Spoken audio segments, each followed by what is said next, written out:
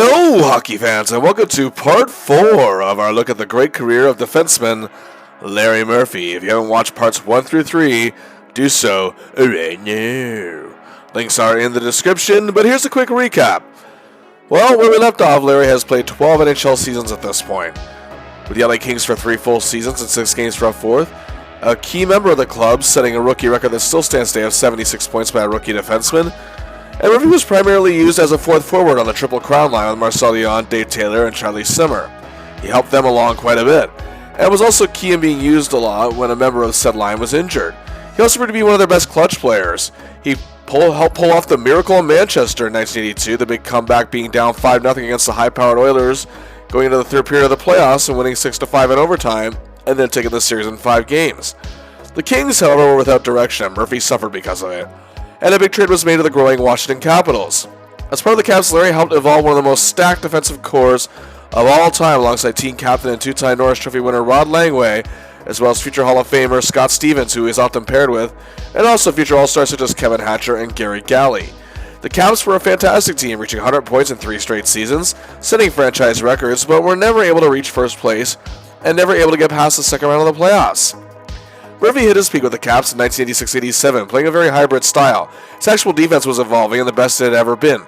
Still, being a tremendous fourth forward and a great special teams worker on both the power play and the penalty kill, all around just a huge asset.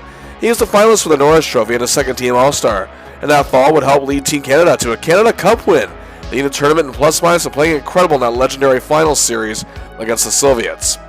But the problem in Washington was seeing that Coach Brian Murray didn't utilize Murphy as best he could, and kept changing his role, which made him become inconsistent, rather than let him just play his game. Ultimately, it led to Murphy being scapegoated as a reason for the Caps' lack of success in the playoffs, and he was traded at the trade deadline in 1989 to the Minnesota North Stars. Larry continued to produce, but didn't have a great defense to work with this time, but still managed to do the best he could. But during his third season with the club in 1990-91, the new regime of general manager Bob Clark and coach Bob Gainey didn't care for his style. They traded him to Pittsburgh, which of course had one of the all-time greats on their team, Mario Lemieux, as well as stars such as Kevin Stevens, Mark Recchi, Joe Mullen, a young Jaromir Jagr, and later on Ron Francis and Rick Tocchet, and defenseman Paul Coffey, who he's often paired with, and goaltender Tom Barrasso. The Pens were coached by Badger Bob Johnson and managed by Craig Patrick. They were, however, 5th place to Patrick when Larry joined them. But after helping them go on a huge winning streak just as soon as he got there, he also helped them win their division, making a drive for that for the very first time. And with that, after not getting past the second round in his entire career, in his 11th season, Murphy was sensational in the playoffs, as he helped the Pens win the Stanley Cup, his very first, and was outstanding, playing some of the best hockey of his career, led the entire playoffs in plus-minus, and had 23 points in 23 games. He hoisted the Stanley Cup over his head, got himself a ring, and if that wasn't enough, won another Canada Cup in the fall of 1991. But sadly, the Pens were hit with bad news. Their head coach Bob Johnson, the man who seemed to understand what Murphy had to offer better than any coach he'd ever had, was hit with brain cancer. A new coach, perhaps the greatest of all time, Scotty Bowman, took over as interim coach, as he was the team's director of player personnel already at that point, but he hadn't coached in 5 years. Bowman also seemed to understand what Murphy's style was all about and how to utilize it in a positive way. As a result, despite a tumultuous year, which sadly saw Johnson tragically pass away in late November, plus several internal problems with the players and having a hard time adjusting to Bowman's style, the team still made the playoffs, and Murphy had an incredible season. 21 goals, 56 assists for 77 points in 77 games, his best season since the 86-87 campaign, and was 5th in Norris Trophy voting, and it was a career high plus 33. Top 10 in that category for the very first time in his career, finishing 5th. And he was also number 3 in total goals on ice for, and tied for 4th among defensemen in scoring. And was huge and clutch in the playoffs. The opening round comeback series against the Washington Capitals, they were down 3-1, and Murphy was key in scoring many key components in that series, both assists and goals, and beating the Rangers in 6 without Mario Lemieux, Joe Mullen, and other injured players throughout the series. 16 points in 21 games in the Stanley Cup playoffs, helping the Pens to tie a record of 11 straight playoff wins and his second straight Stanley Cup win. He was finally getting the recognition from the hockey media and the hockey world that he deserved, and the fans definitely appreciated him in Pittsburgh. This brings us to where we are now. And now here we are, 2-time Stanley Cup defending champion Larry Murphy, about to enter his 13th season with his Penguins in 1992-93. It's now an 84-game schedule, and the Senators and Lightning have joined the league to make it 24 teams strong. And Larry is actually being regarded as one of the best blue liners in the league, something that a lot of people just seem to know, but now the news is a little more widespread out there. The Pens are favored as the top team along with their division rivals the Rangers at odds of 400-1 to win the Stanley Cup. And at 31 years old, Larry is still in his prime. His goal is to keep up this Penguins dynasty. And the Pens had a new logo. Well, it's one of the better of those oh-so-90s sports logos that have come and gone. But let's just keep it in the past, shall we? Anyway, here we go.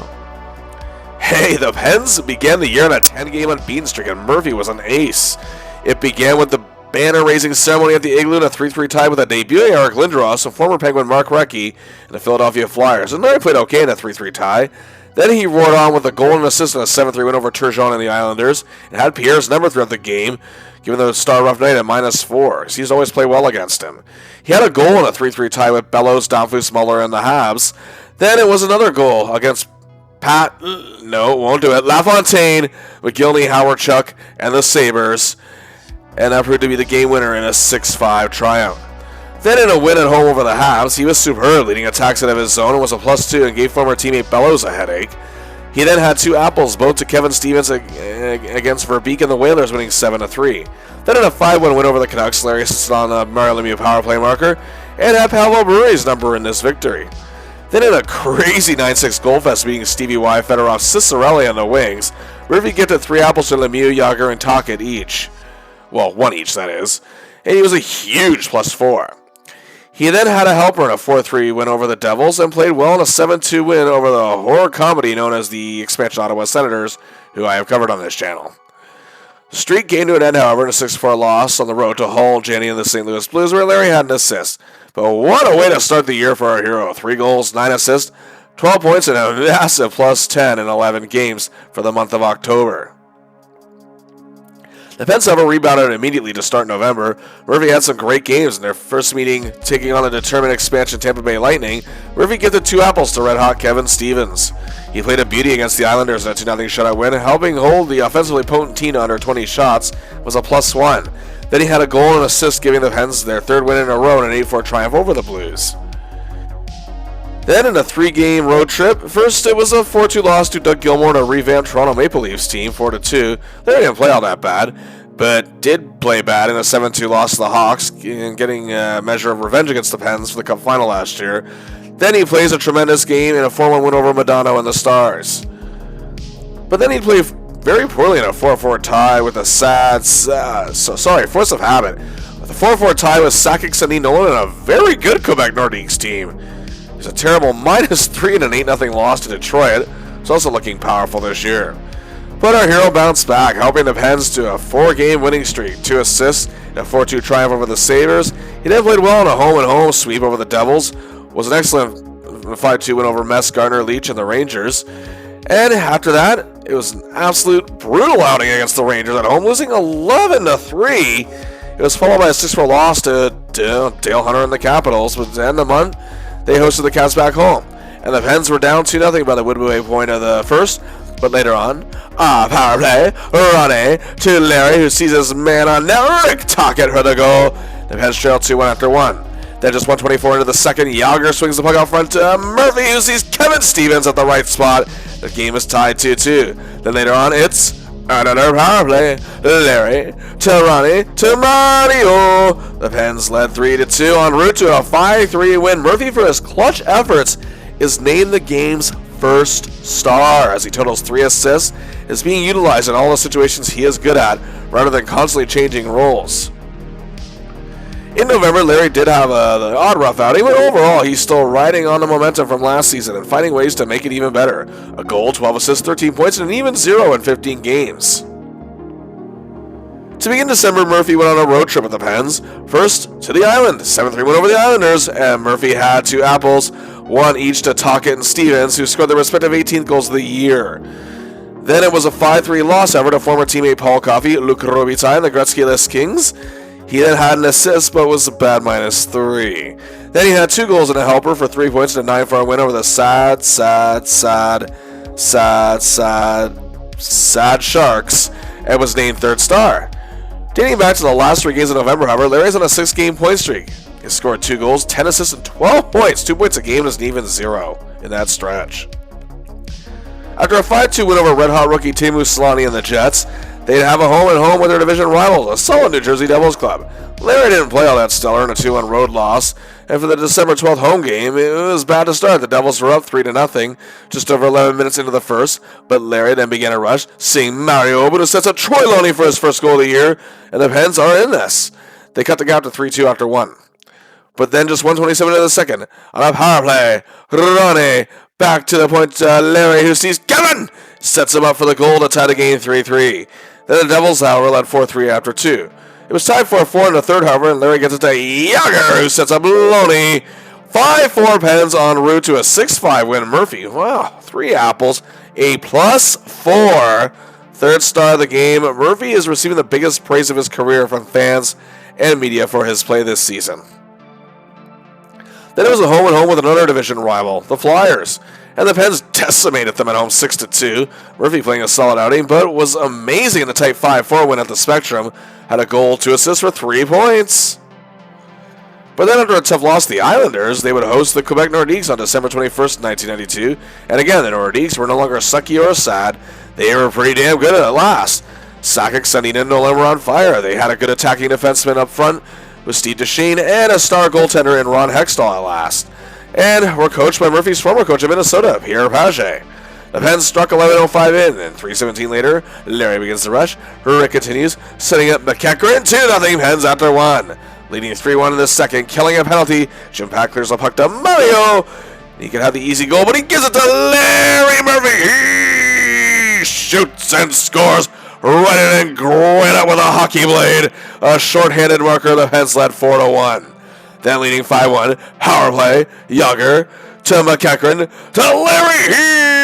He shoots and scores, get out of town and come back around. Oh, 6-1 lead, a 7-4 win, 2 goals, 1 shorthander, 1 power play marker, an assist on even strength. Oh my goodness, what can he do? A 3-point night, named first star of the game. His special team work on fiery display tonight. Number 55 is just having an epic year. After this, it was a 4-0 Festivus win over the Flyers on the 23rd. Murphy with a helper and restricting former teammate Mark Recchi, giving him a lot to handle, and also stopping the Flyers' onslaught in general. He never feared Lindros, who was held to no shots the whole game. He finished the month with a 4-2 win over the Sabres and a 3-3 tie with Toronto, playing well in both games, especially the latter. In total for December, 5 goals, 11 assists, 16 points in 13 games, a +2. The Norris Trophy conversation is happening. And the Pens as a whole are at 26-9-4 at this point, looking to dominate the league going forward. Hey, it was a very happy new year to start 1993, beating division rivals the New York Rangers, who were not having the greatest year, and Murphy was a +1 and key in keeping Messier at bay. Then Murphy had 2 assists. It was a monster +3 and a 6-2 dominance of Bork, Oates, and the Big Bad Bruins. 1 each to Yager and McEachran, both scoring their 19th of the year. He did have a setback, however, in a stunning loss to the Stars 6-3, but bounced back against Fleury Nieuwendyk in a revamped Flames club with a goal and a helper in a tight 3-2 win, and frustrating Gary Roberts, and was named first star of the game. Games in this stretch, well, Murphy had a goal, 3 helpers, 4 points in 4 games, and a tremendous +3. The next 2 games, however, would be losses. He did play well in Winnipeg in a 3-2 loss to the Jets, getting a goal, but played perhaps his worst game he would all year. -4 and a 7-0 bashing at the hands of the Bruins. But that wasn't the big story at the time. Mario Lemieux, at just 27 years old, was diagnosed with Hodgkin's lymphoma, a form of cancer. He was in the midst of having the best year of his career to boot and actually staying healthy and not missing many games. The news shook the core and foundation of the hockey world. But like a true leader, Lemieux encouraged the team to surge forward without him, and he'll be watching and supporting them as he always has. Now, Murphy has stepped up in many situations before, but this is something pretty, well, shall we say, extraordinary, for lack of a better term. And again, such as the passing of their prior coach, Bob Johnson. They only lost him a year prior. But Larry, much like his teammates, was up to the task. He had an assist and was a tremendous +3 against the multitude of suctitude that was the expansion Senators, and did the same on the road to the complete opposite of the Sens, a 5-2 win over the excellent Vancouver Canucks club. Then it was Alberta bound, where the Pens suffered a shocking 2-1 loss to the lowly Oilers led by Shane Corson and Craig Simpson, but the very next day scored a goal in a 4-3 win over the Flames. And then it was back home to take on the Washington Capitals. Now, this is only the second game at home for the Penguins since Lemieux's announcement. And the fans and community, well, as the team itself, is still pretty much reeling from this.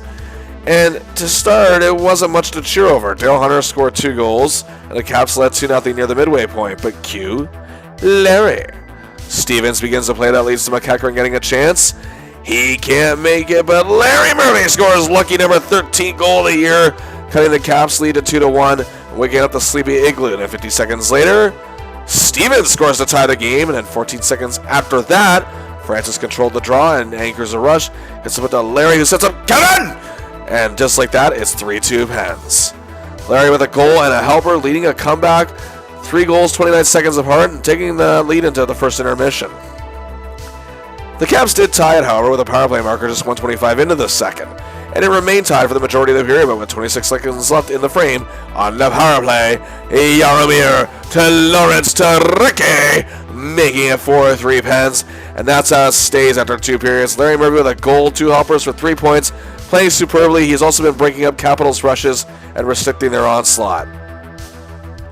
After a McEachran goal, 44 seconds into the third, and Stevens completing his hat-trick with an empty netter, the Pens take it 6-3, setting this hometown crowd happy in a time where they were pretty unhappy last. Murphy delivers another huge clutch performance and is named second star of the game, and with his goal and 2 helpers, a massive +4. He's staying motivated in the absence of his leader, and so are his teammates.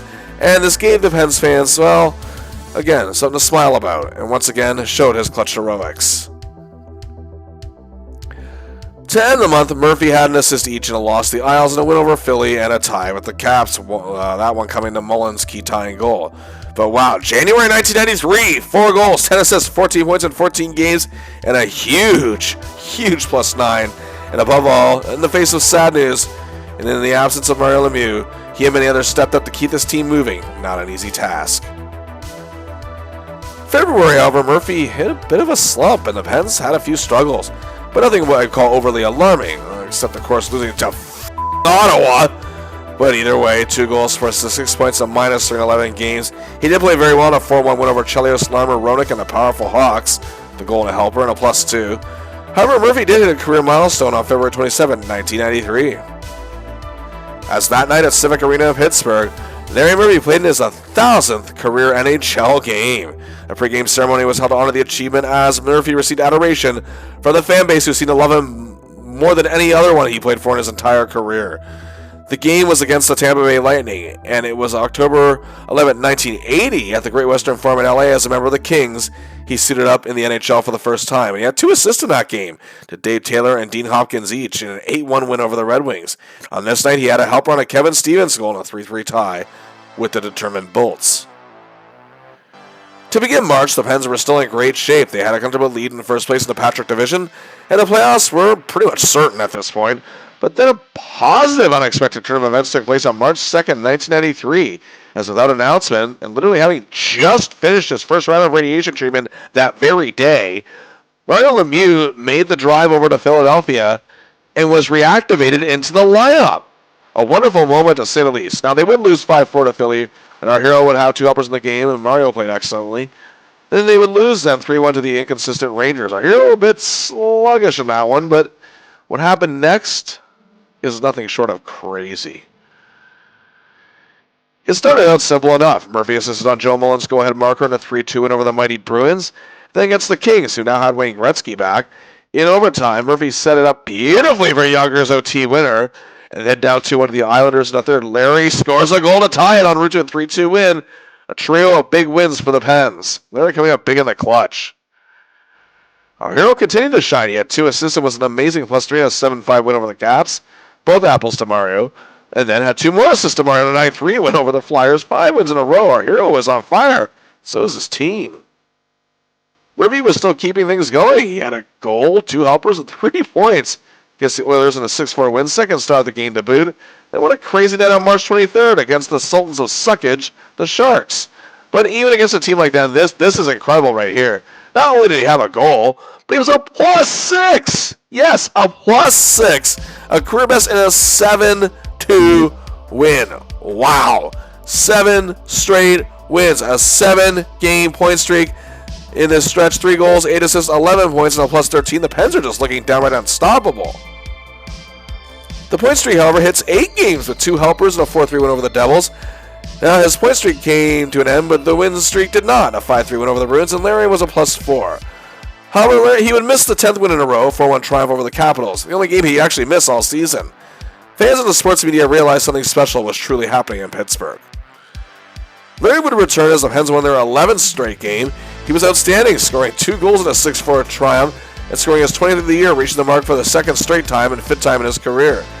Larry then assisted on an opening goal in a 10-2 humiliation of the Hartford Whalers and was also a +2. Then he had an assist in a win over Quebec. The Pens have now won 13 in a row. And Larry has played in 12 of those games. 5 goals, 12 assists, 17 points. A ridiculous +22 in that stretch. But the story has getting even more wheels throughout the league. With this 13th straight win, the Pens tie the 1970-71 Bruins and the Flyers of 1985-86 with the 3rd longest winning streak in NHL history. They sit just 1 behind the 1929-30 Boston Bruins, and the all-time record is 15, held by the 1981-82 New York Islanders, who eventually won the Stanley Cup that year. Murphy is going to do his damnedest to make this happen, as division rival Devils are their next obstacle. The Pens led 1-0 at the end of the first period, and while killing a penalty, Mullen gets the clear out to Francis. He sees an open Larry and slaps it home, 2-0 Pens. Shorthanded goal for our hero and a 5-2 win. They now move past the 71 Bruins and 86 Flyers and win their 14th straight, tying the 1930 Bruins. Murphy was also a +2 on that day. 1 more to tie the record.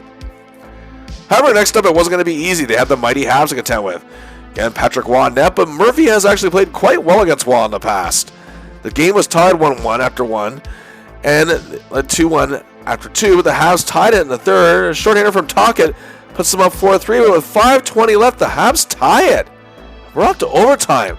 Now, yes, they'd still stay unbeaten, but the Pens fans, hey, and I'm sure the players, they want the win. They want the record. Fans are on the edge of their seat, and 2:11 in, Tocchet sends a pass out to Larry, who gives it to Ole Samuelson, who slaps it home in a thrilling win. The record is tied. 1982 Islanders, you have company. 15 straight wins. Murphy making it happen with his clutch savvy once again. Unbelievable. 1 more win, and the record belongs to this incredible team, and number 55 is ready. And standing in their way, the New York Rangers, who have had a greatly disappointing year after dominating the regular season last year. Mullen's shorthander opened the scoring 11:02 in, but the Rangers tied it. Then just under a minute later, Tocchet to Stevens to Larry Murphy. He shoots and scores. Look out, Loretta. Yes, the Pens led 2-1, but it's 2-2 after 1. Well, Lemieux would score 5 goals. Yeah, I'm not kidding. And yeah, the Pittsburgh Penguins win 10-4, set a new NHL record, 16-game winning streak. Larry in this game had a goal, was a +3. He's just been a huge factor throughout this whole stretch, helping this team make hockey history. The win streak would ultimately reach 17 games, and including the second of a home with the Rangers with a 4-2 win. Murphy playing very well. It's an NHL record that still stands as of 2025. Murphy played 16 games on the 17-game win streak, 7 goals, 13 assists, 20 points, and get this, +29. Oh, whoa, doctor. The streak, however, didn't end with the loss. It actually ended in a 6-6 tie with the Devils in the final game of the season. Murphy played great with 2 helpers and was an amazing +3. Pittsburgh Penguins finished the season, the franchise record 56 wins, just 21 losses, 7 ties for a franchise best, 119 points, dominating their division and assuring themselves the best record in the NHL, winning the President's Trophy. But either way, they end the year 18 games unbeaten. Truly incredible. They look like they can't be stopped, as it is indeed playoff time. And winning the Pens in the Patrick Division semifinal, opening round of the playoffs with the New Jersey Devils, a team continuously trying to grow. They are pretty good this year with a record of 40 wins, 37 losses, and 7 ties for 87 points. 4th in the Patrick Division, and this is their 4th straight playoff berth. But they haven't won a playoff series since their miracle run of the conference final in 1988. The Devils' special teams are barely average, and they're decent offensively and rely more heavily on defense. They're coached by the man behind the miracle, Herb Brooks. The Devils are a focused team, and they do have quite a bit of talent. But the Pens dominate the season series with a 6-2-1 record. But let's see who makes up the squad. Hey, Claude Lemieux, still as pesky and as good as ever. Not afraid to get close to the net. And hey, he's one of the best clutch players in the league. 30 goals, 51 assists, 81 points. That was a career high. He also brings his 9 playoff game winners with him. Love him or hate him, he's a guy you want on your team and a great leader. One of the Devils' best weapons this year was actually Russian import Alexander Samak. 37 goals, 42 assists, 79 points. A tremendous face-off man with checking capabilities. He actually led the team with a plus 24. Another big addition to the score, however, was former Habs All-Star Stéphane Richer in his second year at the team, scored 38 goals leading the team. And 13-year veteran and future Hall of Famer Peter Stastny, future All-Star Bill Guerin, former teammate of Larry's with the Kings, All-Star Bernie Nichols acquired that season. Hard-working and producing winner Valerie Zelebukin, two-way center Bobby Holik, and of course Devils veteran the ever-popular John McClain, and rounding out the core Dave Barr and Randy McKay. But this defense is what this team is highlighted by, and why not? Larry's longtime teammate in Washington, and the man he was paired with very often, Scott Stevens. Now in his 11th season, he's still as nasty as he ever was. He'll make anyone pay a price for even breathing in his direction. And was still potent offensively with 12 goals, 45 assists for 57 points, a very good plus 19, and he got a vote for the Norris Trophy. And the Devils had a rookie sensation on their blue line. His name was Scott Niedermayer. Third overall pick in 1991, had a great rookie season. A thinking man's defenseman could get from each end of the ice to the other to make any given play. This year he had 11 goals, 29 assists for 40 points, and was a plus 8. And joining them on this blue line, Soviet legend Slava Fetisov, another Soviet star Alexei Kasatonov, reliable Tommy Albalin, rock-solid Bruce Schreiber, and the ever-popular Ken Danico.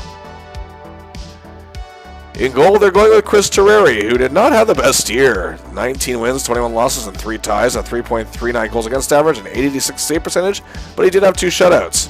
Well, here we go. Game 1, the Igloo is ready for this Pens dynasty to take further shape. It's looking good early. The Pens led 2-1 after 1. Then in the second on a power play, Murphy steers, Kevin takes the wheel, and Mario scores. 3-1 Pens. They go on to win 6-3, an excellent game from Larry here. Game 2, it's the Tom Barrasso show, with the Pens leading 4-0 power play. Larry to Ronnie to Kevin. 5-0 Pens en route to a 7-0 win. Murphy and Apple +2, and the Pens lead the series 2-0. Game 3, we take it to the Garden State, and the Devils are a little more determined here. And they actually led 2-1 after 2, but just 107 into the third.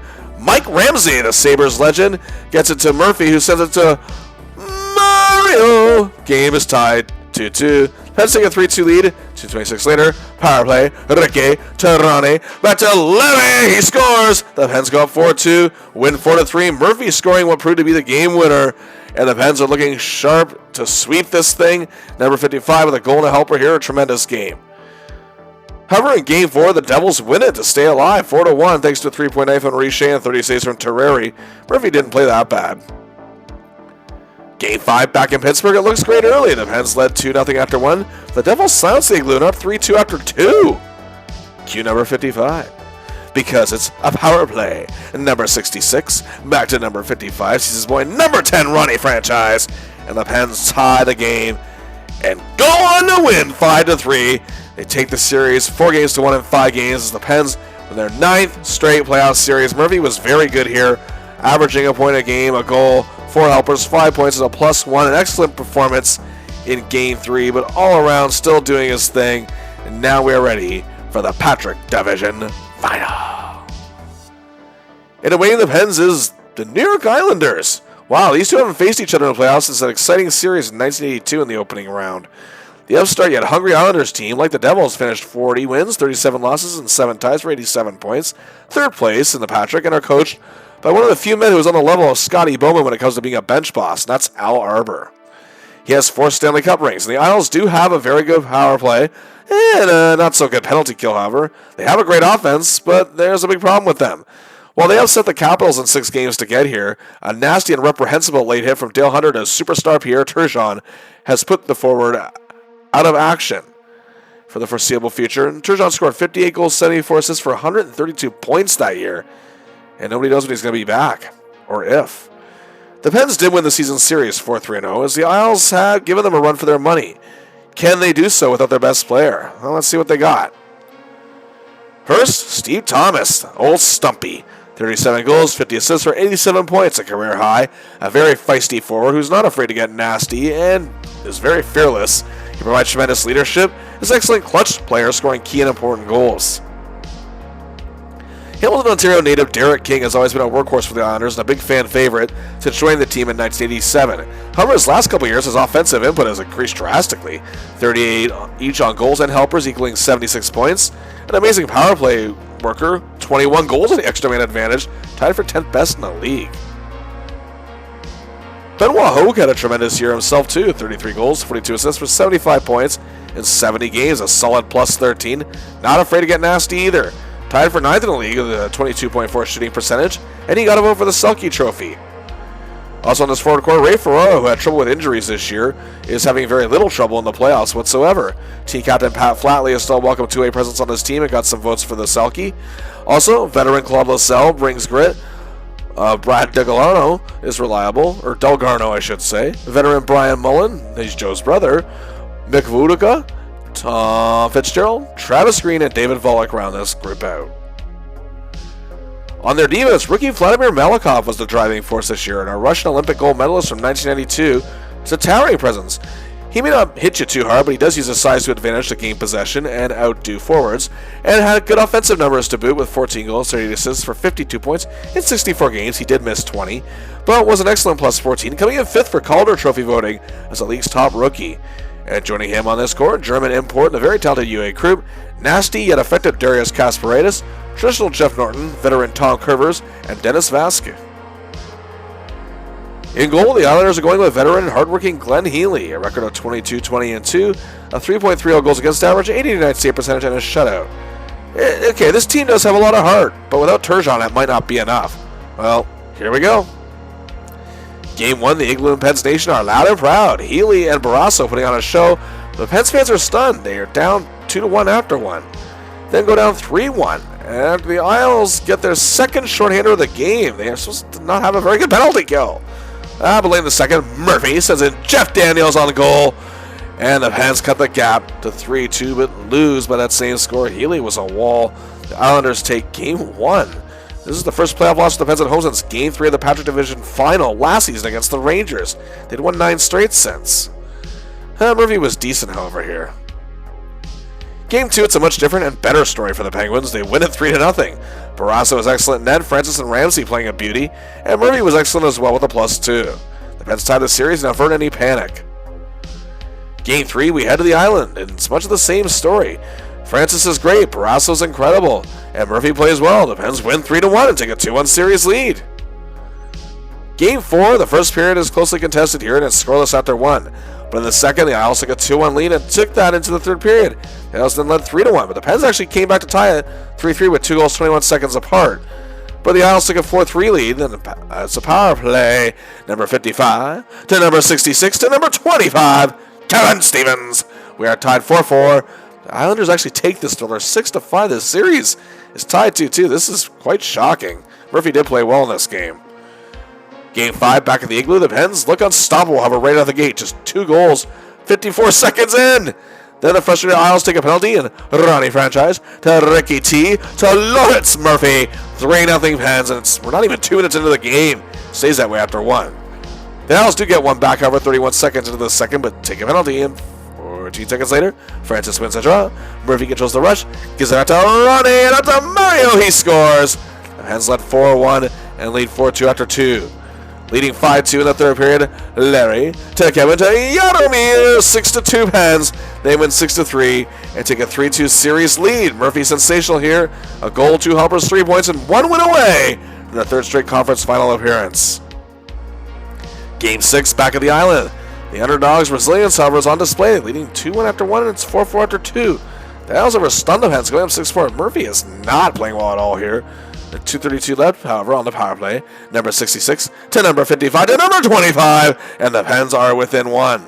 But the Isles add empty netter and win 7-5. What is happening? The series is tied 3-3. We're going to Game 7. And the Isles also get Turgeon back for that game, but he won't be seeing much ice time. But be that as it may, it's do or die for both teams at Game 7. And at the Igloo, Murphy's record in the series deciding winner-take-all games is 4-4. You can cut the anticipation with a knife. Murphy playing much better in this game. It's scoreless after 1, and then it's 1-1 after 2. But then the Isles led 3-1 in the third. Tell me this isn't... What is... Ugh. Time is winding down. It looks bad. 3:47 left. Murphy makes a big set for a rolling franchise. The Igloo erupts. There's still time. And then literally with just 1 minute to play, the announcer was about to make the announcement. Murphy to Ronnie to Ricky. We are tied 3-3, and we are going to OT. Murphy coming up in the clutch and 5:16 in overtime. David Volek becomes the name still cursed in Pittsburgh to this day, silencing the Igloos. Stunning the hockey world. The Penguins are out. It is considered to be one of the biggest upsets in playoff history, and Murphy's clutch heroics are for naught in the end. He did have a good series. Goals, 7 assists, 8 points in 7 games, and +1. Was excellent in Game 5. He played pretty bad in Game 6, but worked hard to try and save the Penn season in Game 7, setting up overtime, but alas, his great season is over. Well, the Isles would actually go on to lose the conference finals in 5 games to the eventual Stanley Cup champion, Montreal Canadiens. But back to the regular season we go. Murphy had an incredible year. 22 goals, just 1 shy of his career high. 63 assists, a new career high, and a career best 85 points in 83 games, missing just 1. And Super Mario, the epic story of the NHL that year, was the man Murphy was clicking with the most. Mario set up 8 of the 22 goals Murphy scored, more than a third. And in return, Murphy set up Lemieux for 12 of the 69 Mario scored that year. And they collaborated on 13 assists together, teaming up for 33 goals. Lemieux had 160 points that year, winning his 4th scoring title. Murphy contributing to just under a fifth of Lemieux's total. The one he assisted to the most ever was Kevin Stevens once again, setting him up 15 times for his 55 goals, meaning literally a quarter of his total. That is insane. Wow. And together they produced 27 goals. He clicked with the other star forwards. He and Ron Francis teamed up for 23. He and Tocchet had 25 together. And just wow. He was mostly paired this season with Ole Samuelson, and it seemed to work. For the second straight year and 7th time in his career, Larry Murphy finished amongst the top 10 in defenseman scoring. His 85 points was 3rd best among Blue Liners, just 2 points behind former teammate Paul Coffey for 2nd. Another former teammate of his, Kevin Hatcher, was 7th. For the first time since 1987-88 and the 5th time in his career, Larry made the top 10 in defensive point shares, finishing 4th with a career best 6.2. His very first time finishing the top 5 in this category. And for the 2nd straight year, finishing the top 10 in plus minus was a career best, plus 45. That was 2nd best in the entire league. He was just behind Mario Lemieux, who led the league with plus 55. Teammate Ole Samuelson, again, who was paired with our hero often, was 4th with a plus 36. However, this would lead into something very awesome for our hero. He led the entire NHL with total goals on ice for with a massive 225, 22 more than teammate Lemieux. And again, in 2nd, and oh my goodness, 8 Hall of Famers on this list. This is the first time Murphy has led the league in this category. His 2nd straight year in the top 10 for it, 4th time overall. He did so in his rookie year for the first time with LA in 1980-81. And this is the first time since his rookie year he has led the regular season NHL category. And hey, we're not done. Murphy was tied for 8th with teammate Mario Lemieux and Leaf swinger Dave Anderchuk for 8th best in the NHL with power play goals on ice for with 82. Ron Francis of Hens was just 2 ahead of them with 84. But this is the 2nd time Murphy has made the top 10 in this category. The first time was actually his only full year with the Minnesota North Stars in 1989-90. The Pens had the 2nd best power play in the league. Murphy was a finalist for the Norris Trophy for the 2nd time in his career, first time since 1986-87. Coming in 3rd with 93 votes. It's the most he's ever received. The award went to Chris Chelios, and many Pens fans and media felt Larry was shortchanged here, but Chelios did have one of the best years of his career himself. But also for the first time since 1986-87, Larry Murphy is a 2nd team All-Star for the 2nd time in his career. The least the NHL voters, I believe, could do for him with the season that he had had. A great accomplishment, and joining him on the 2nd team are teammates Kevin Stevens and Tom Barrasso. Wow, I would say this surpasses Murphy's 1986-87 season, which has been regarded as his personal best until this point. His value to a team has never been more appreciated, stepping up in the tragic absence of Mario Lemieux and helping him more when he returned. And he does it while, again, being teammates with the man who is the biggest star in the league in Lemieux, but every strength he has as a player is being utilized in every single way since he's arrived in Pittsburgh. Top 10 in 5 categories, leading in 1 and leading the Pens to their franchise best record, President's Trophy for best record in the league, and of course that infamous 17-game winning streak record where he was unbelievably incredible. For the first time in 6 seasons, a Norris Trophy finalist, a second-team All-Star, career highs, assists, points, plus-minus, plus several other categories, playing his 1,000th career game in his 13th season, and despite the disappointment of how the playoffs may have went down, suffering that huge upset, he did have 13 points in 12 playoff games. But Pens fans still remember this season almost every bit as fondly as they did with, of course, their 2 cup wins. Of course, that big 17-game winning streak and Lemieux's comeback during that winning streak, well, that's obviously a huge reason why. But after a season like this, the pressure is on Larry once again. Going into the 1993-94 season, Larry was facing something every player does after an epic season, and that's the pressure to follow it. But now the Pens were faced with some major changes. For one, Scotty Bowman was gone as head coach. After failing to come to a deal, he took a job with the Detroit Red Wings. And the Pens hired Eddie Johnston back to the organization after tanking the Whalers as general manager. And I bet Ron Francis was real thrilled about this. But anyway, Sean McEachran was traded to LA from Marty McSorley in an effort to give the Pens defense more strength, which is weird because McSorley will just be back in LA by the end of the year anyway. Brian Trottier has come to retirement after a year off, and also, Mario Lemieux will not see a great deal of action this year after another back operation, plus still undergoing radiation treatments. Also, the league continued to change as they expanded to 2016 with the addition of the Florida Panthers and the Mighty Ducks of Anaheim. Also, new names and realignments for the divisions. The Pens are now in what is known as the Northeast Division, joining the Adams Division teams, the Montreal Canadiens, Boston Bruins, Buffalo Sabres, Hartford Whalers, and Ottawa Senators. Also, playoffs will now feature a top 1 to 8 seeding format with the division leaders taking the top 2 spots. It's what now known as the Eastern Conference rather than the Wales. Well, here we go. Now, Larry and the Pens were off to a really good start. 3 goals, 8 assists, 11 points in 12 games, a solid +3. Larry would open the season with an assist and a tight 4-3 loss to the Flyers. Solid in a 2-1 OT win over the defending Stanley Cup champion Montreal Canadiens. He then assisted on Martin Straka's game winner with 6 minutes to play in a 3-2 triumph over the Rangers. He had a somewhat sluggish outing in a 7-4 loss to the Nords, but got a helper. And then it was a trip to Florida where he played well in a 2-1 win over the expansion Panthers, but he also played well in a 3-2 loss to Tampa. In an October 16th game against the Whalers, Murphy encountered a rookie by the name of Chris Pronger for the first time, a second overall pick of the 93 draft. Larry had a goal and a helper each for 2 points, and a 5-3 win. Pronger was schooled with a -2. Murphy scored the opening goal 30 seconds in en route to a 3-2 win over the New York Islanders, getting a measure of revenge for the playoff elimination. He was an excellent +2 in the 4-2 win over Buffalo, playing a great defensive game, helping hold them to under 20 shots. He had another goal and a helper against Shanny, Hell, and Housley in a 3-3 tie with the Blues. After an assist in another bad loss to the Nordiques, he was amazing in a 4-3 win over the Blackhawks. As the Pens were down 3-1, he set up goals for Yager and Mullen to tie it en route to a 4-3 win, was a massive +3. In November, he started the month with a pretty rough game in a 3-3 tie with the Sharks, but bounced back with a better effort, including an assist in a 6-2 win over the Sabres. But then Murphy had another rough outing, this one against Gretzky and Robitaille and the Kings in an 8-3 loss. On the first visit to Anaheim, however, visiting former teammate Troy Loney and the Mighty Ducks went much better. Pens won 5-4, Larry had 2 apples and was a +2. He had a solid outing in the tie with the Blues, but he didn't play well in losses to Chicago, as well as former coach Scotty Bowman and the Red Wings. But he bounced back with 2 assists and an 11-5 win over the Flyers. Then he had a goal in a 3-2 win over the Capitals and scored the opening goal in a 2-2 tie with the Habs. Then was a big 7-3 win over the Bruins, a goal in a 4-4 tie with the Caps, but the Pens were actually down 2-0 against the fucking Senators in the third, but he assisted on goals to Stevens and Yager to make a comeback in a 2-2 tie.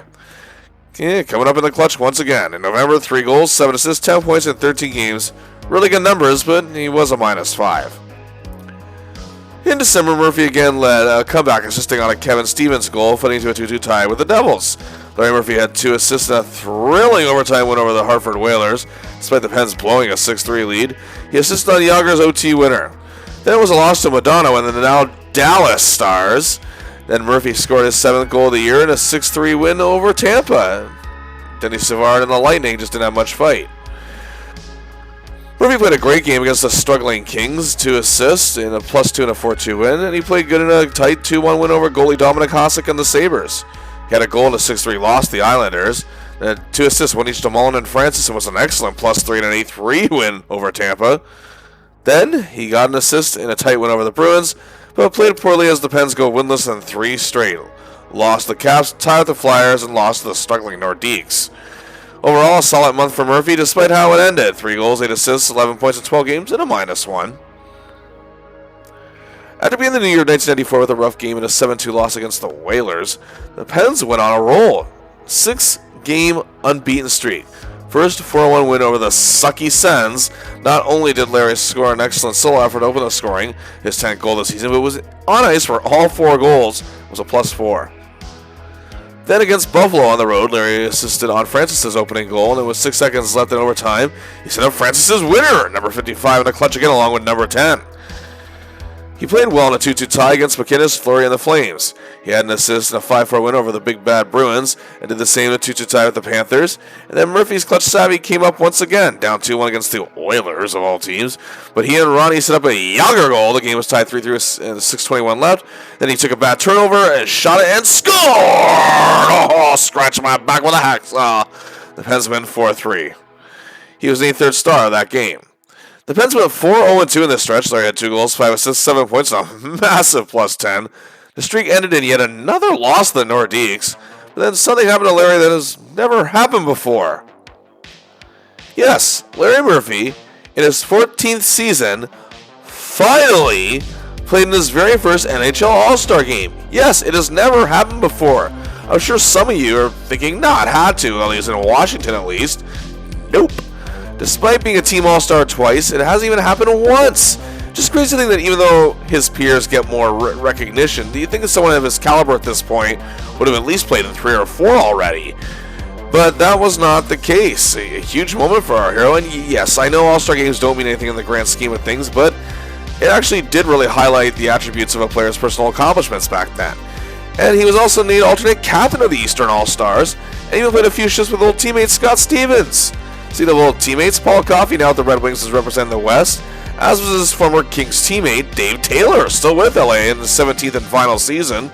Mark Recchi was also on the East team, again representing the Flyers, and current teammate Joe Mullen joins him as one of the 3 Penguins that were selected with his 3rd selection, while Yager was selected his 3rd straight. He didn't get to play due to injury. The East would win 9-8. Murphy wrapped up the month helping beat the Sens, finally helping the Pens beat the Nordiques. He had an assist in a 4-4 tie against Gilmore and the high-powered Maple Leafs. No, that's not a joke. And also had an apple in a 5-3 loss to the Rangers. In January, Murphy had his best month yet this season. 2 goals, 8 assists, 10 points, a huge +8 in 12 games. And the Pens weren't quite as dominant as last year, but they still looked very good. February, however, our hero and the Pens were a bit sluggish. Murphy did have 4 goals, 6 assists for 10 points in 14 games, but was a pretty bad +8. Or sorry, -8. My bad. He did have a great start, however, a 2-1 win over the surprisingly decent expansion Panthers. In on both goals with a notch and an apple, no, it was a +2. And named 1st star. He had a goal and a helper in a 7-3 loss to a very sharp Devil squad. The Pens would then lose all 3 games in a homestand to the Habs, the Isles, and a horrendous 9-3 loss to the Stars, where Larry might have played one of the worst games of his career, a -6. Yet he still had 2 assists, so maybe not, but the absolute worst. Well, the hockey media, who's been kind to him in Pittsburgh, ripped into shreds for his performance on this night. But if there's one thing we've learned about Larry in this video series, it's his resilience and not to let bad games get to him, as he was a +3 on ice for 3 goals and a 3-0 win over the Flyers. The very next game played excellently defensively as well on the grill of Lindros and Recchi. And he had an assist that was a +3 again in a home win over the flightless Solani-less Jets. The Pens won their 3rd straight, and Larry had a goal and a win over the Whalers. They'd go winless in 3. Larry was pointless in a -8 in that stretch. Yeah. Ending the month down 3-1, however, against the Sabres, he scored a goal that began a comeback to lead to a 4-3 win. And had a great third period, but he didn't play all that stellar in a 4-3 win over the Panthers. To begin March, Larry had a helper in a 2-1 loss to Buffalo on the road, but then traveled to Winnipeg and had two helpers, both to Doug Brown in a 5-3 win over the Jets. That was a +2, and again, played a great defensive game. He was insanely awesome against Spork and the Bruins at home. The Pens won 7-3, 2 assists, a massive +5. He was everywhere this game, but they lose the Leafs at home 4-2. Larry still played very well. The next 4 games, he was dishing things out in pairs, literally. First, 2 assists in a huge 6-2 win over the dominant Rangers. 1 assist each for Lemieux and Yager, and was he +2. And then 2 assists and a tight 3-2 win over Hartford, including one on Yager's game winner. 2 more apples and a tight 5-4 loss, however, to the Caps. And then 2 more and a 4-2 win over Boston, assisting on another Yager game winner. 8 assists in 4 games. After an apple and a win over the Canucks, he played well in the next 3 games, wins over the Isles and Sens, and a tie with the very surprising Sharks in between those. He ended the month on a Western road trip, losing to Calgary and Edmonton, with an assist in the latter, and scored the opening goal in a 3-1 win in Vancouver. In total, a huge month for Larry. 1 goal, 15 assists for 16 points in 15 games. A huge +12. Well, for the final 6 games in April, the good fortune against the Bruins continued with a 6-2 win. Larry with an apple. He had an assist in a tight 2-1 win over the Bolts, assisted on Lemieux's opening goal in a 3-1 win over the Devils. But then they lose to the Devils in New Jersey 7-2. He had an assist on that one. And it was a horrendous 9-1 loss to the Habs. But the very crazy thing is Larry was far from the worst player on that night. And ended the season with a goal, a 4-0 win over the sad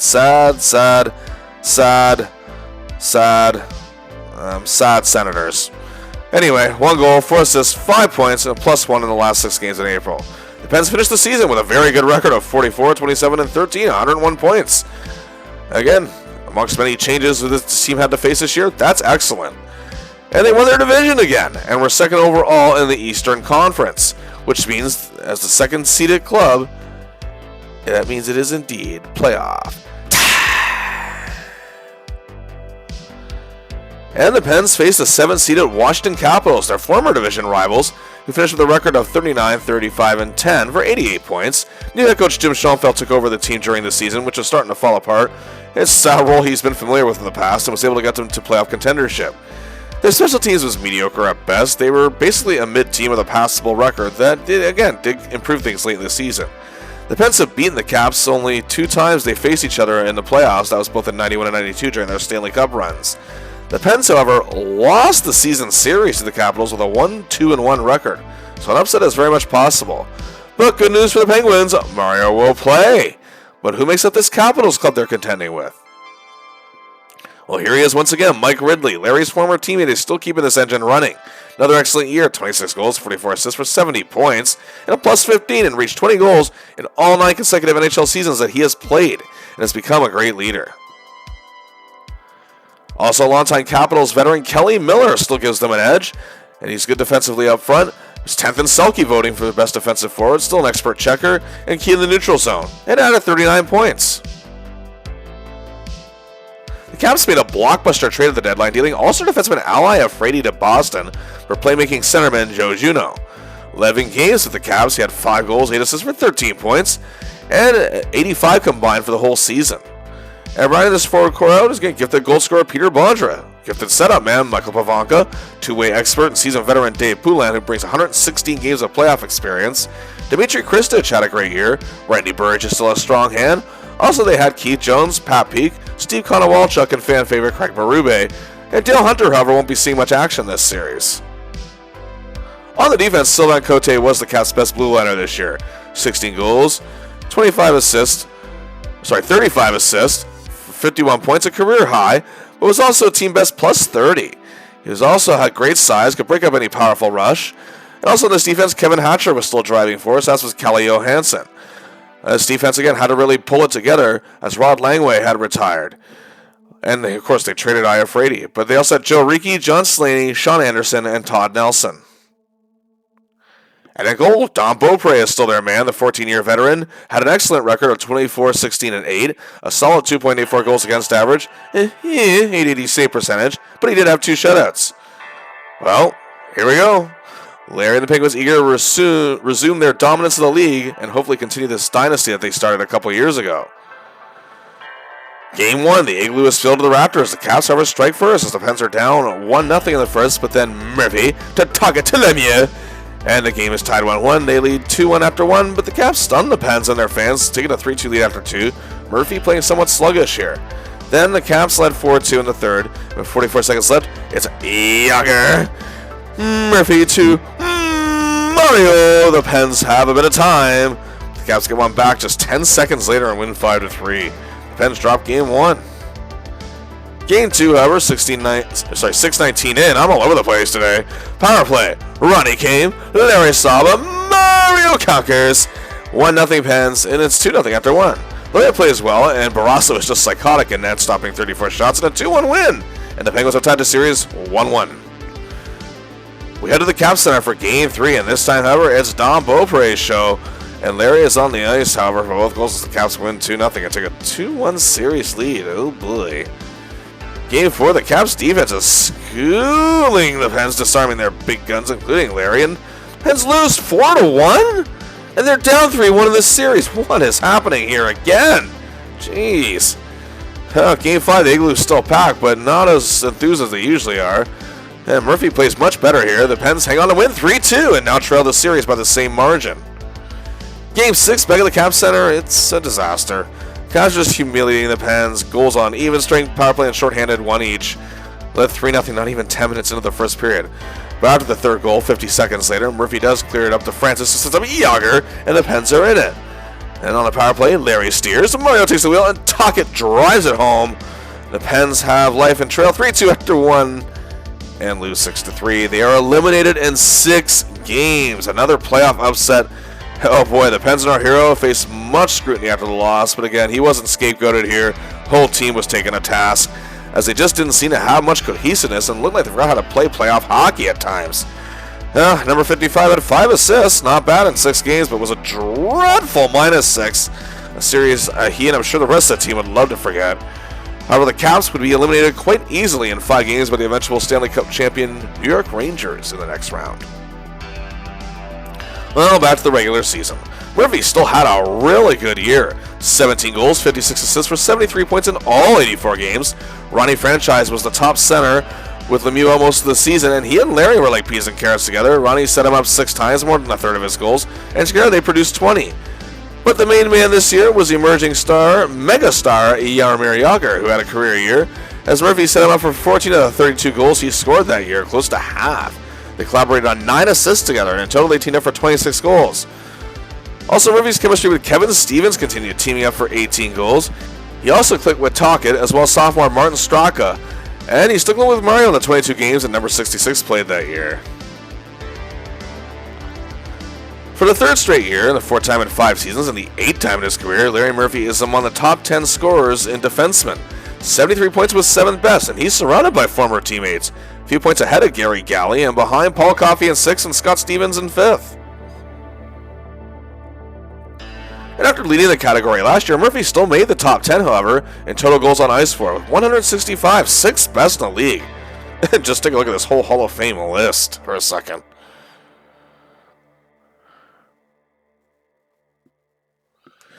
Murphy did garner a singular vote for the Norris Trophy this year, tying him for 7th. Bork won his 5th. Former teammate Scott Stevens was actually 2nd in voting, the first runner-up.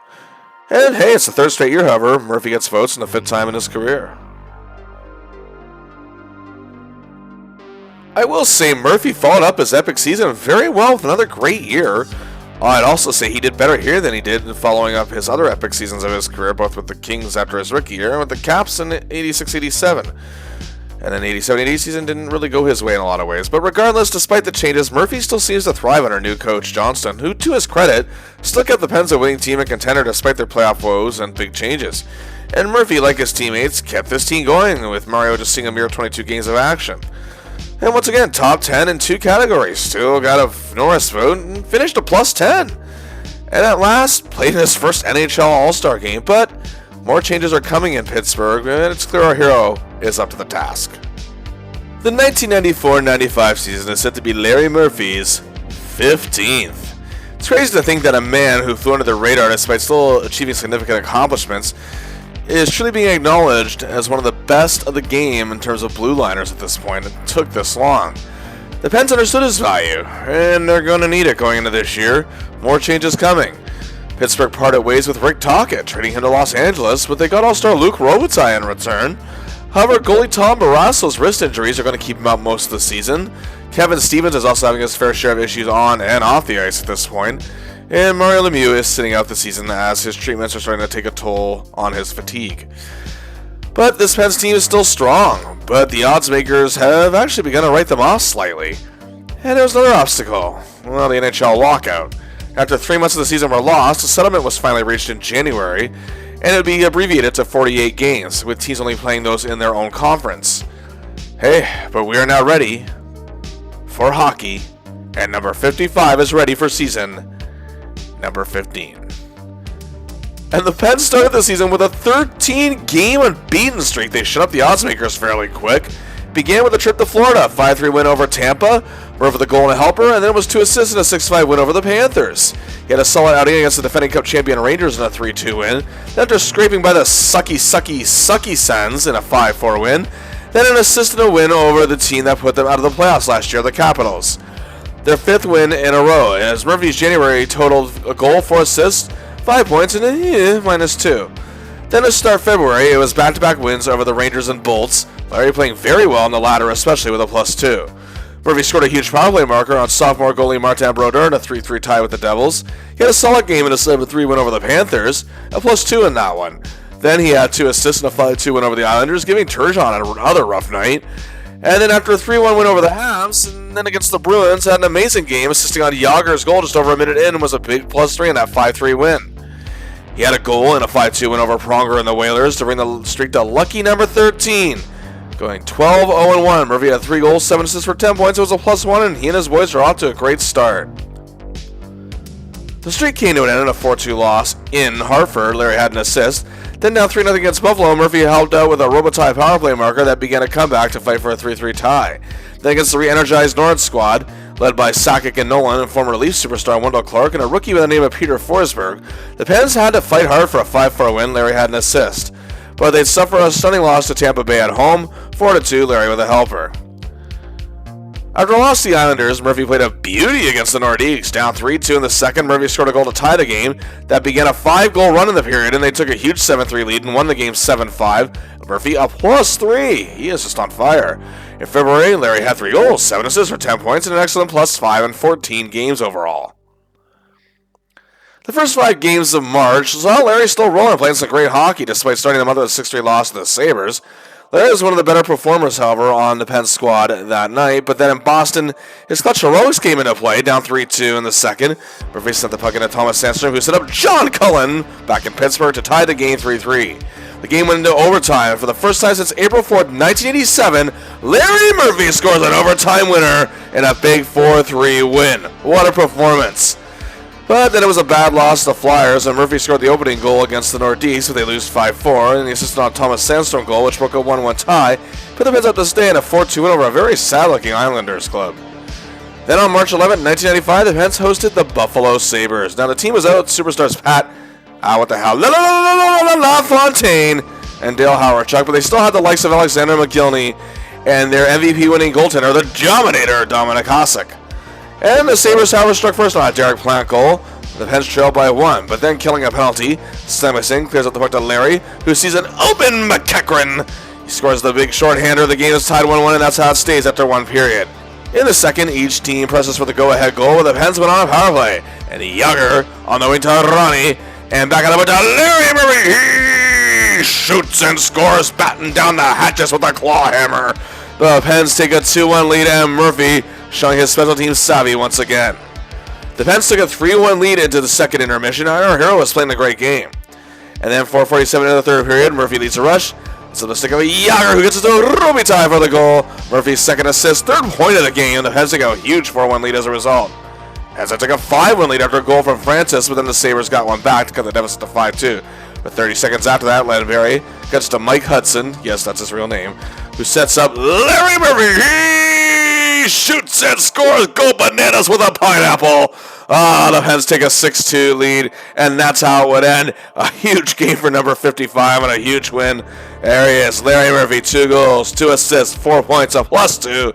An epic game, named the first star, as he continues to excel this season, not only statistically, but as a tried-and-true leader. After notching the season a 4-2 win over Mark Recchi and a pretty bad Montreal team at home, it was a 4-game road trip that began in Quebec, but those same Habs beat the Pens 8-5 in a stunner. Larry had an assist. He played decently in a 3-2 loss to the Nordiques. Then to the Canadian Capitals to face the sucky Sens, and they were taken to the limit, and Murphy did have a goal to help her, a 4-3 win, and his goal was actually the game winner. Larry ended the month playing very well in a 5-2 win over the Dallas Stars. After being shut out by the Panthers, he had an apple in a 6-3 win over the Islanders. A great month for Larry. 5 goals, 9 assists, 14 points, an excellent +6. And the Norris Trophy conversations involve number 55 once again. In the final stretch of the season, 13 games in April and 2 in May, Murphy continued to shine.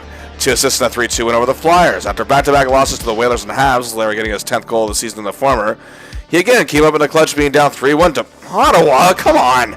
But he scored the goal to begin the comeback in a 4-3 win. Then he played superbly in back-to-back wins over the 2 nation capitals, the Capitals, and the Senators. And then he had a goal and a helper in a tough 4-3 loss in overtime to Philadelphia. Then he recorded an apple in an exciting 6-5 win over the Rangers, and after a tight loss to the Capitals, he rebounded with 3 excellent outings and wins over Hartford and Boston, a goal on the latter, and sandwiched in between those games was a tie with New Jersey. The Penguins, however, would lose their last 3 games, but regardless, Murphy was sharp. 4 goals, 5 assists, 9 points, and a +3 in 15 games. Pittsburgh finished the season with a record of 29-16-3, 61 points, and they lose the division title to Quebec, but still finished 3rd overall in the Eastern Conference. As once again, it's whale time!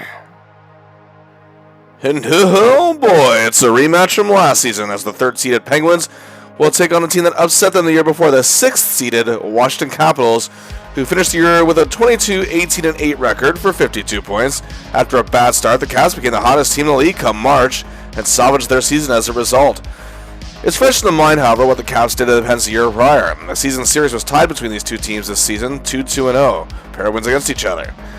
The Caps' offense wasn't the strongest, with their power play and penalty kill were very strong, as was their defense. And despite the losses of Mike Ridley to Toronto and Kevin Hatcher to Dallas, Coach Sean Feldstol led a team with great talent. Peter Bondra led the entire NHL in goals, 34! Huge year for the natural scoring winger. He was the reason why the Caps' special teams were dominant. 6 shorthanded goals led the league, as 12 power play goals were tied for 4th, and yes, this man didn't get 1 single Hart Trophy vote. Joe Juneau still proves to be a welcome presence, a tremendous playmaking setup man, and once again, his 38 assists were tied for 7th in the league and proves to be a big difference maker. Speaking of men who can make a difference, team captain and 15-year veteran Dirty Dale Hunter, who wasn't healthy in last year's playoffs, but he is this year, and the Pens will have to contend with healthy Dale. Oh, not good. He had 23 points and was still nasty as ever with 101 penalty minutes. Also, Pavanka and Kristich are still productive. Kelly Miller is still their best defensive forward. Also, clutch scorer Keith Jones, and rounding them out, Steve Konowalchuk and ever-popular Craig Berube. On defense, their top blue liner was traditional Joe Ricci, an opposing 6'3" presence. Can hit, can trap any forward who skates his way, and impactful leading an attack. Also, kind of a bit of a reminder of Rod Langway's style. His +19 led the team, and was 4th in the league in defensive point shares. Also, Calle Johansson had another very strong year. Jim Johnson was on his game, while Sylvain Cote continues to excel. This is a very underrated core, but the last line of defense is who the Caps fans were cheering like crazy this year. Rookie goalie, Jim Carey. Let's see. 18-6-3, an amazing 2.13 goals against average, 2nd best in the league, and an excellent 913 save percentage, 7th best in the league. 4 shutout tied for 3rd finalist with the Vezina Trophy coming in 3rd, finalist with the Calder Trophy coming in 2nd. Alrighty then, let's get to it. Game 1, the Igloo. It's a tightly contested game in the first period, and it's tied 1-1 after 1. But early in the second, just 41 seconds in, power play, Murphy to McIver to Kevin. The Pens take a 2-1 lead and led 3-1. But the Caps tied at 3-3 at the end of the second, and oh boy, the Caps stunned the Pens early in the third and take a 5-3 lead, and then the Penguins dropped this one 5-4. Uh-oh. But game 2, the Pens remain calm, and early on, it's, yes, a power play, Yager to Ronnie to Larry. The Pens strike first and fall apart. They're down 3-1 after 1. It's still 3-1 after 2. Larry playing a really good defensive game here to boot, but no, Carey's making some epic saves. However, in the third period, just 1:06 in, Larry to Ronnie to Luke. And the Pens have life, and it began a comeback. And they won 5-3. A huge game for our hero, and the series is tied 1-1. He's played very well so far. Game 3, we moved to Washington, and it's terrible. The Pens trail 4-0 after 2 and 5-0 in the third. Larry does get an assist on a Ron Francis power play marker to break the shutout, but they're embarrassed 6-2. Oh boy. They trail the series 2-1. Game 4, the Caps strike 40 seconds in, but just past the midway point, McEachran sets up for Larry, and the game is tied 1-1, and the Pens lose 6-2 again. Larry actually plays very badly in this one, and the Pens once again are down 3-1 and face elimination once again. Heavily criticized for their play once again. Either way. Game 5, less than enthused Igloo crowd is on hand, and who can blame them? The Pens are trying to save their season, and they're down 2-1 after 1. They're playing better than they have the last 2 games for sure. On the power play, however, in the second, Larry steers, Ronnie takes over, and Kevin parks it home. The game's tied 2-2. Hunter gave the Caps a 3-2 lead, however, not long after, but then, tick, Kevin, tack, Larry, to Ronnie. 3-3, it's tied after 2. 10 straight goals back and forth in the third, and we're off to overtime. Oh my goodness. And just 4:30 in, Robitaille saves the Pens season, and they force a game 6. Larry was tremendous in the clutch.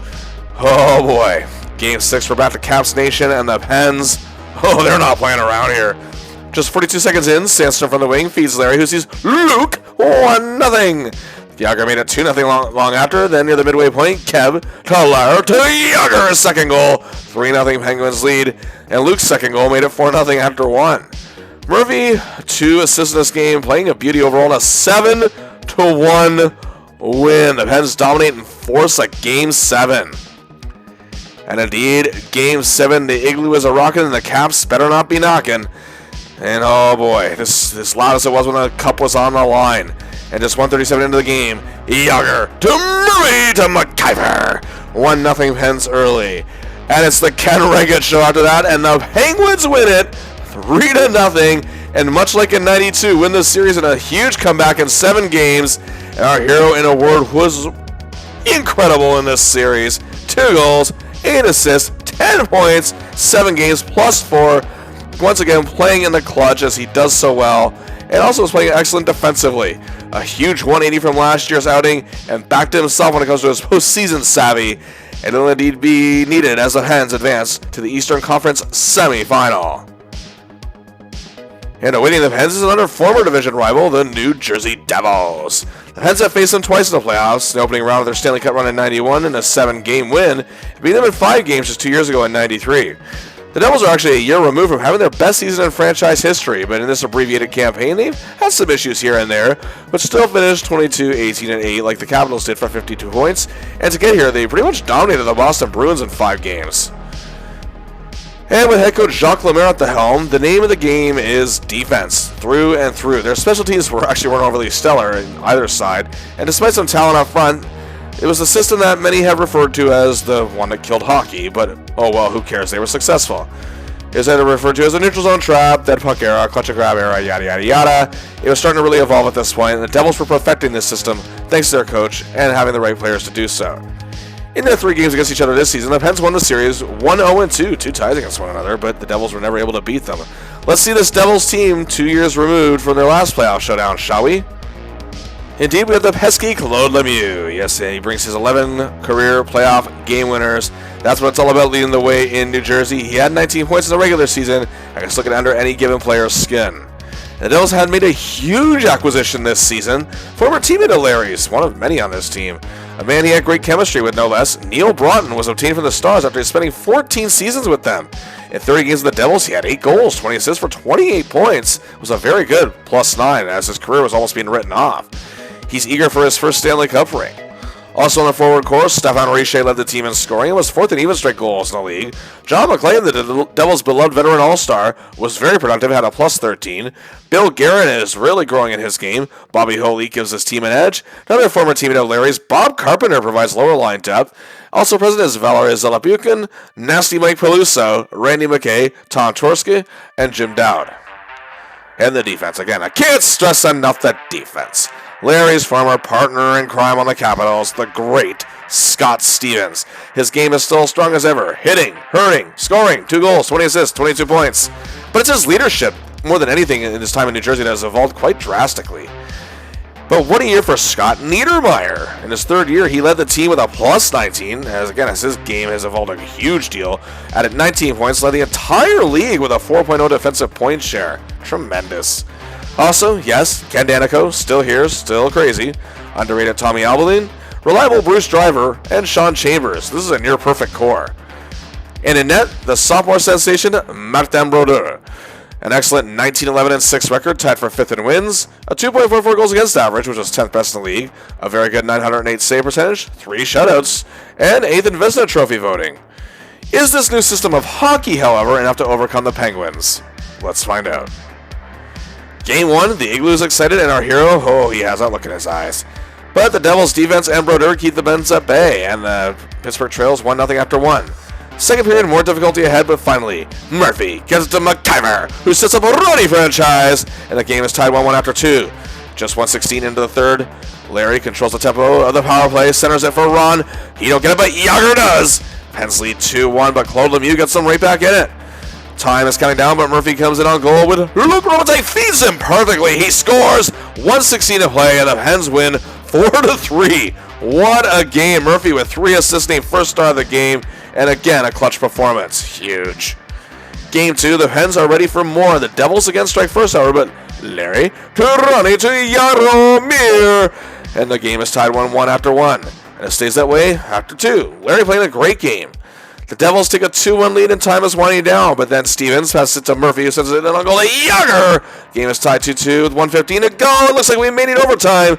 Scott Stevens silences the Igloo with 29 seconds left. The Devils out an empty netter. The Penguins lose 4-2. The series is tied 1-1. Larry, however, has played great these first 2 games. Game 3, we shift to the Garden State, and it's bad. Very bad. Murphy has a sluggish night, and the Pens lost 5-1. Now the Devils lead the series 2-1, but Game 4, considering what happened in the opening round, they're not going to panic. It's a tight game. Larry is playing a dandy outing. It's scoreless after 2 periods. Then Broughton scores 40 seconds into the 3rd, but Francis would tie it. Time is winding down. We're off to overtime, and deep into the first overtime, Broughton scores another goal. Devils take a 3-1 series lead. Oh boy, overcoming this once is something, but twice, not good.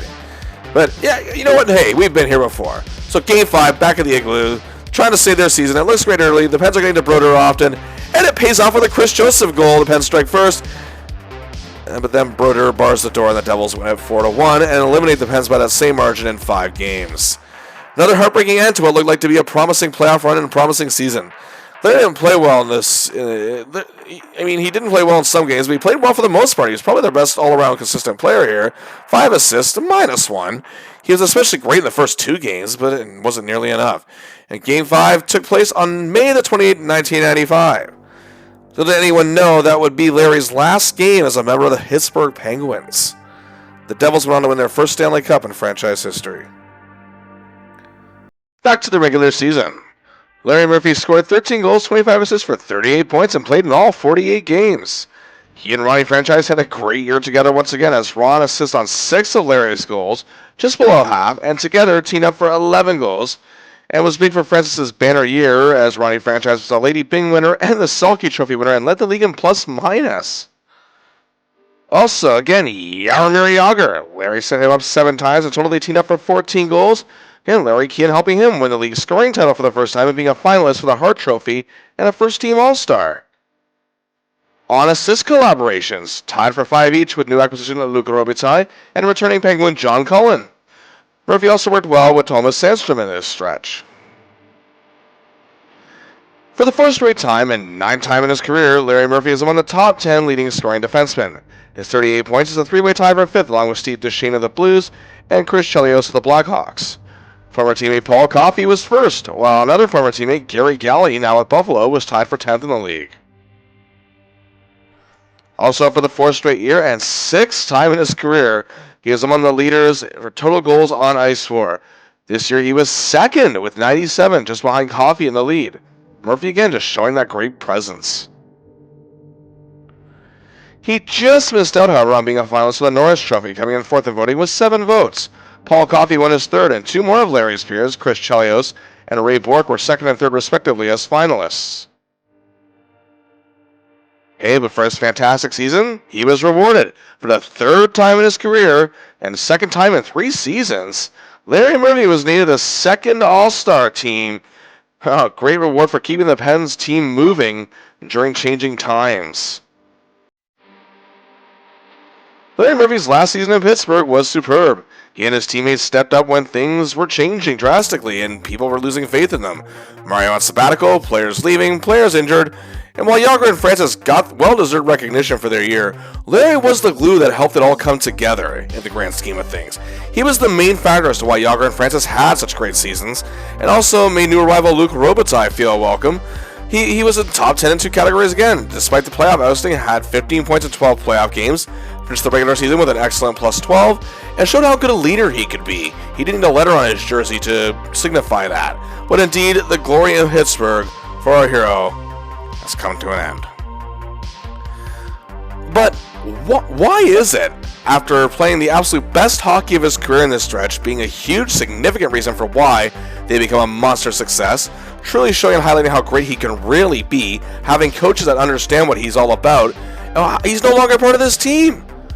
Well, poor ownership and money management was likely the primary reason, as clearly there was very little wrong with Murphy's play, though some suggest Eddie Johnston wasn't a fan of Murphy's style. Those claims, however, have never been confirmed whatsoever.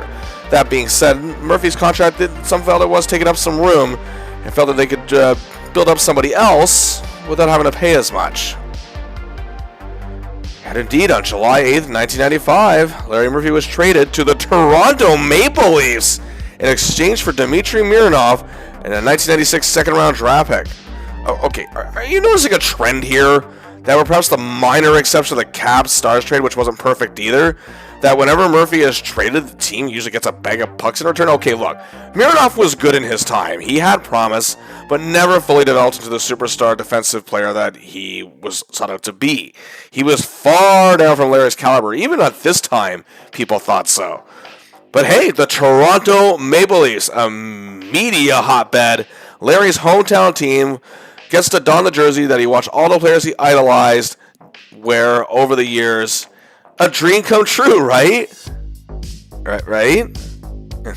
Anyway, what a run it was in Pittsburgh, however. Over 5 seasons, 4 of them full seasons, Murphy became a more complete player. He became a winner more than anything. He truly was hitting every fine point of his game, be it big or small. And first and foremost, 2-time Stanley Cup champion after years of not even making it past the second round. His first run was truly special, leading the entire playoffs in plus-minus, was in the top 10 in scoring in 91, and then showing off great clutch heroics with 16 points in 92 when the chips were down. Top 10 in defensive and scoring 4 straight years. Led the league in total goals on ice for in 93, and was in the top 10 3 other times. Top 10 in plus-minus back-to-back twice. Top 10 in power play goals on ice for once. Top 10 in defensive point shares once. And Murphy, there's something if you notice a trend with him, no matter where he plays, it seems. He's known for helping his teams make history. And he did so here in Pittsburgh. Again, that legendary 17-game winning streak, which as of April of 2025 still stands. Who knows? I don't know how many games the St. Louis Blues have left as I record this. But either way, that was their best, and it was also their best overall season ever. And of course, the 11-game playoff win streak in 92. In this time also, he won his second Canada Cup in 1991. He had the best years of his career statistically. He played in his 1,000th career game. Played in his first NHL All-Star game after 14 years. 2-time second-team All-Star, Norris Trophy finalist, getting votes 3 other times. Also, his special team work was amazing. He led that devastating Penguins power play. And not only that, but he was their most consistent penalty killer when even overall, the penalty kill itself wasn't consistent. Known for what Mike Lang called the Murphy Dump, which would sail above the opposing team's heads and often near their goal line, and he would avoid an icing call. But something his stats don't show, however, is the way he stepped up every single time when his team had obstacles to face. Again, death of Bob Johnson, Mario Lemieux's cancer diagnosis, injuries, you name it. He did his damnedest to keep this team together and keep them flowing as a contender. His ability to deliver in dire and clutch situations, like he has done in his whole career, was key in helping superstar forwards also excel further, bettering their games. And during his time in Pittsburgh, he played 336 total games, had 78 goals, 223 assists for a monster 301 points, a massive plus 102, and get this, 72 points in 74 playoff games. Murphy, after being scapegoated, taken for granted by fans and media, not even being noticed sometimes, finally found a place where he was loved. And yes, he didn't get the attention of the Lemieux, or even the Kevin Stevenses, or the Yagers, or even the Paul Coffeys or Ron Francises. But Pens Nation loved Larry. But now he gets to live out the childhood dream that he wished for oh so long. And it may be cliche, but it doesn't mean it's not true. Careful what you wish for.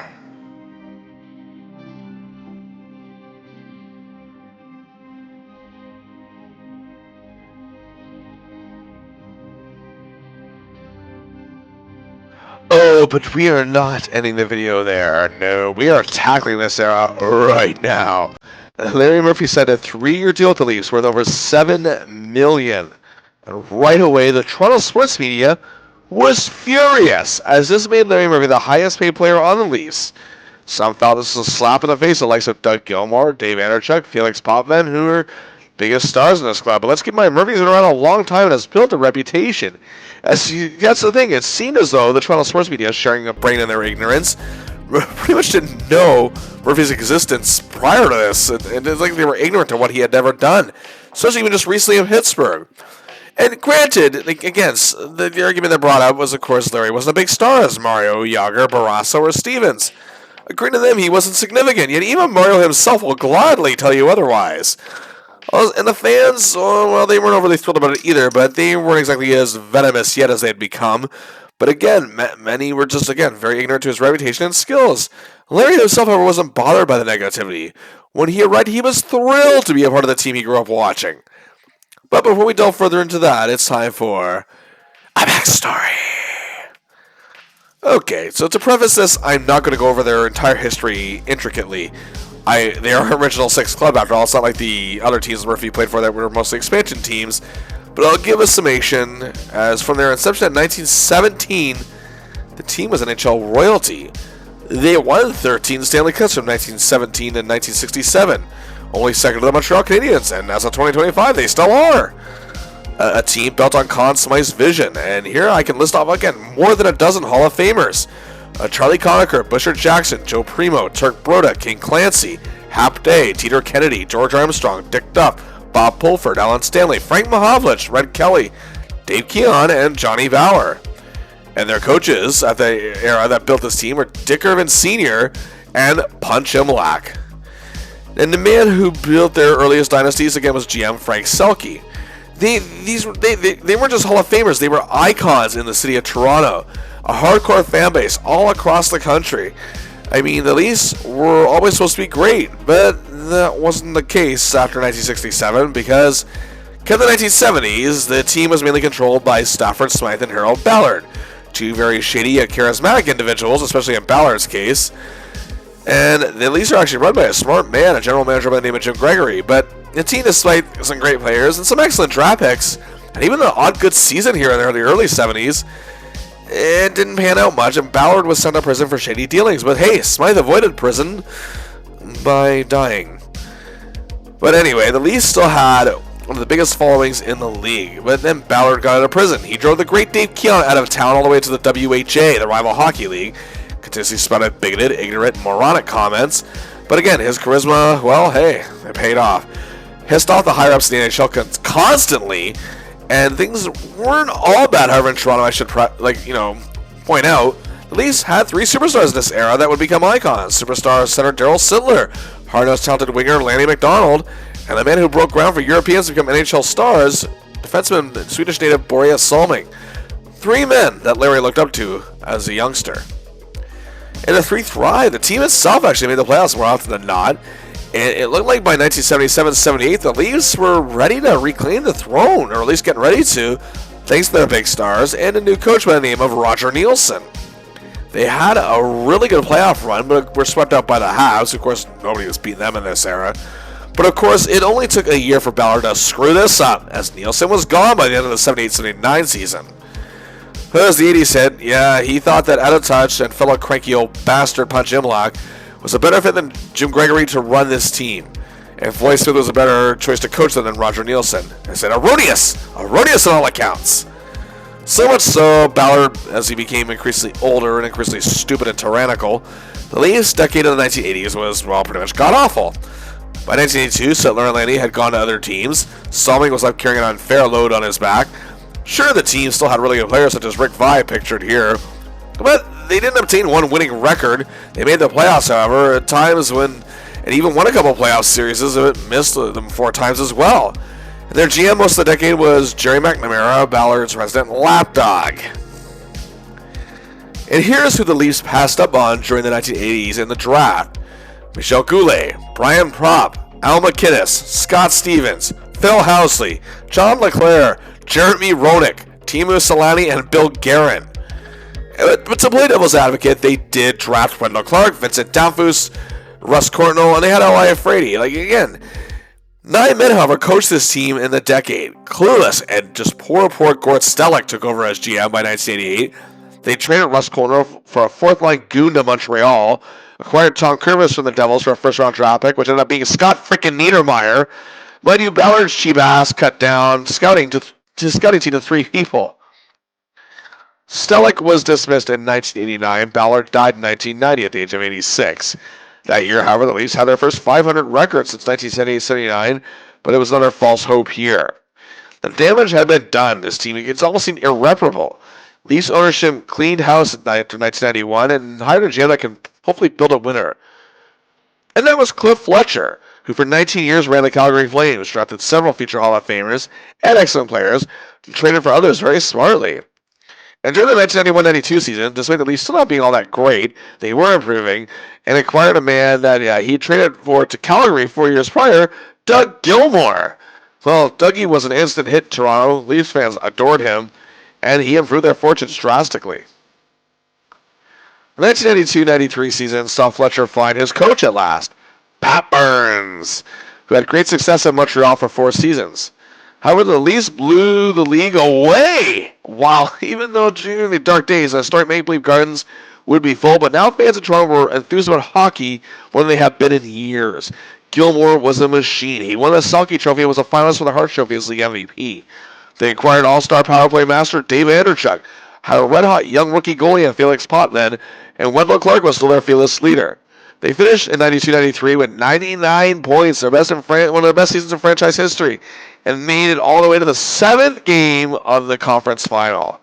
A year later, they had 98 points, made the conference final again, and also acquired a man Larry knows quite well like the back of his hockey stick, Mike Gardner. During the strike-shortened 1994-95 season, the Leafs had some sluggish moments, and fans were angry about Fletcher's move to send Wendell Clark before the season started to the Nordiques for All-Star Matt Sundin. However, fans eventually warmed up to Sundin, saying how good he could really be. Gardner, however, himself was a bit of a disappointment, but Fletcher and Bernsey still had faith. The Leafs finished with a decent 50 points in this season, but were bounced out of the first round of the playoffs in 7 games by Chicago. This was a big reason why Murphy was acquired. Now, back to this story. Despite the inconsistency of the year prior, the Leafs were still seen as one of the NHL's better teams. And Larry was arriving to a town that has been a media hub, to say the least. The Toronto City scene was really red hot by the fall of 1995. The Jays, despite having their issues, were still a hot ticket after their 92-93 World Series wins back-to-back. The Toronto Raptors of the National Basketball Association were set to debut. And the Argos, well, they were about to sign Doug Flutie. Anyway, the Leafs still had a great frenzy surrounding them in terms of their fandom. Many believed the Stanley Cup wasn't too far off still. And that was another reason Murphy was brought in, playoff experience. And also to improve their power play. Gilmour, Anderchuk, and Sundin were leading the offensive attack, and Larry could certainly help Gardner emerge in Toronto a little more. And they also had Benoit Hogue and Fist of Fury Ty Domi. And while All-Star Felix Potvin is the starting goaltender, who does Larry have in his defense with him? Well, there's sophomore Kenny Johnson, who's coming off a great rookie year. Dave Ellett is an excellent blue line man. Leafs 10-year veteran Todd Gill lends substance. They acquired Dmitry Yushkevich from Philadelphia. And they also had 13-year veteran, the highly underrated Jamie McCown. The 1995-96 season is ready to commence. And how fitting is this? Larry and his Leafs are heading into Pittsburgh to take on the Penguins to open the season.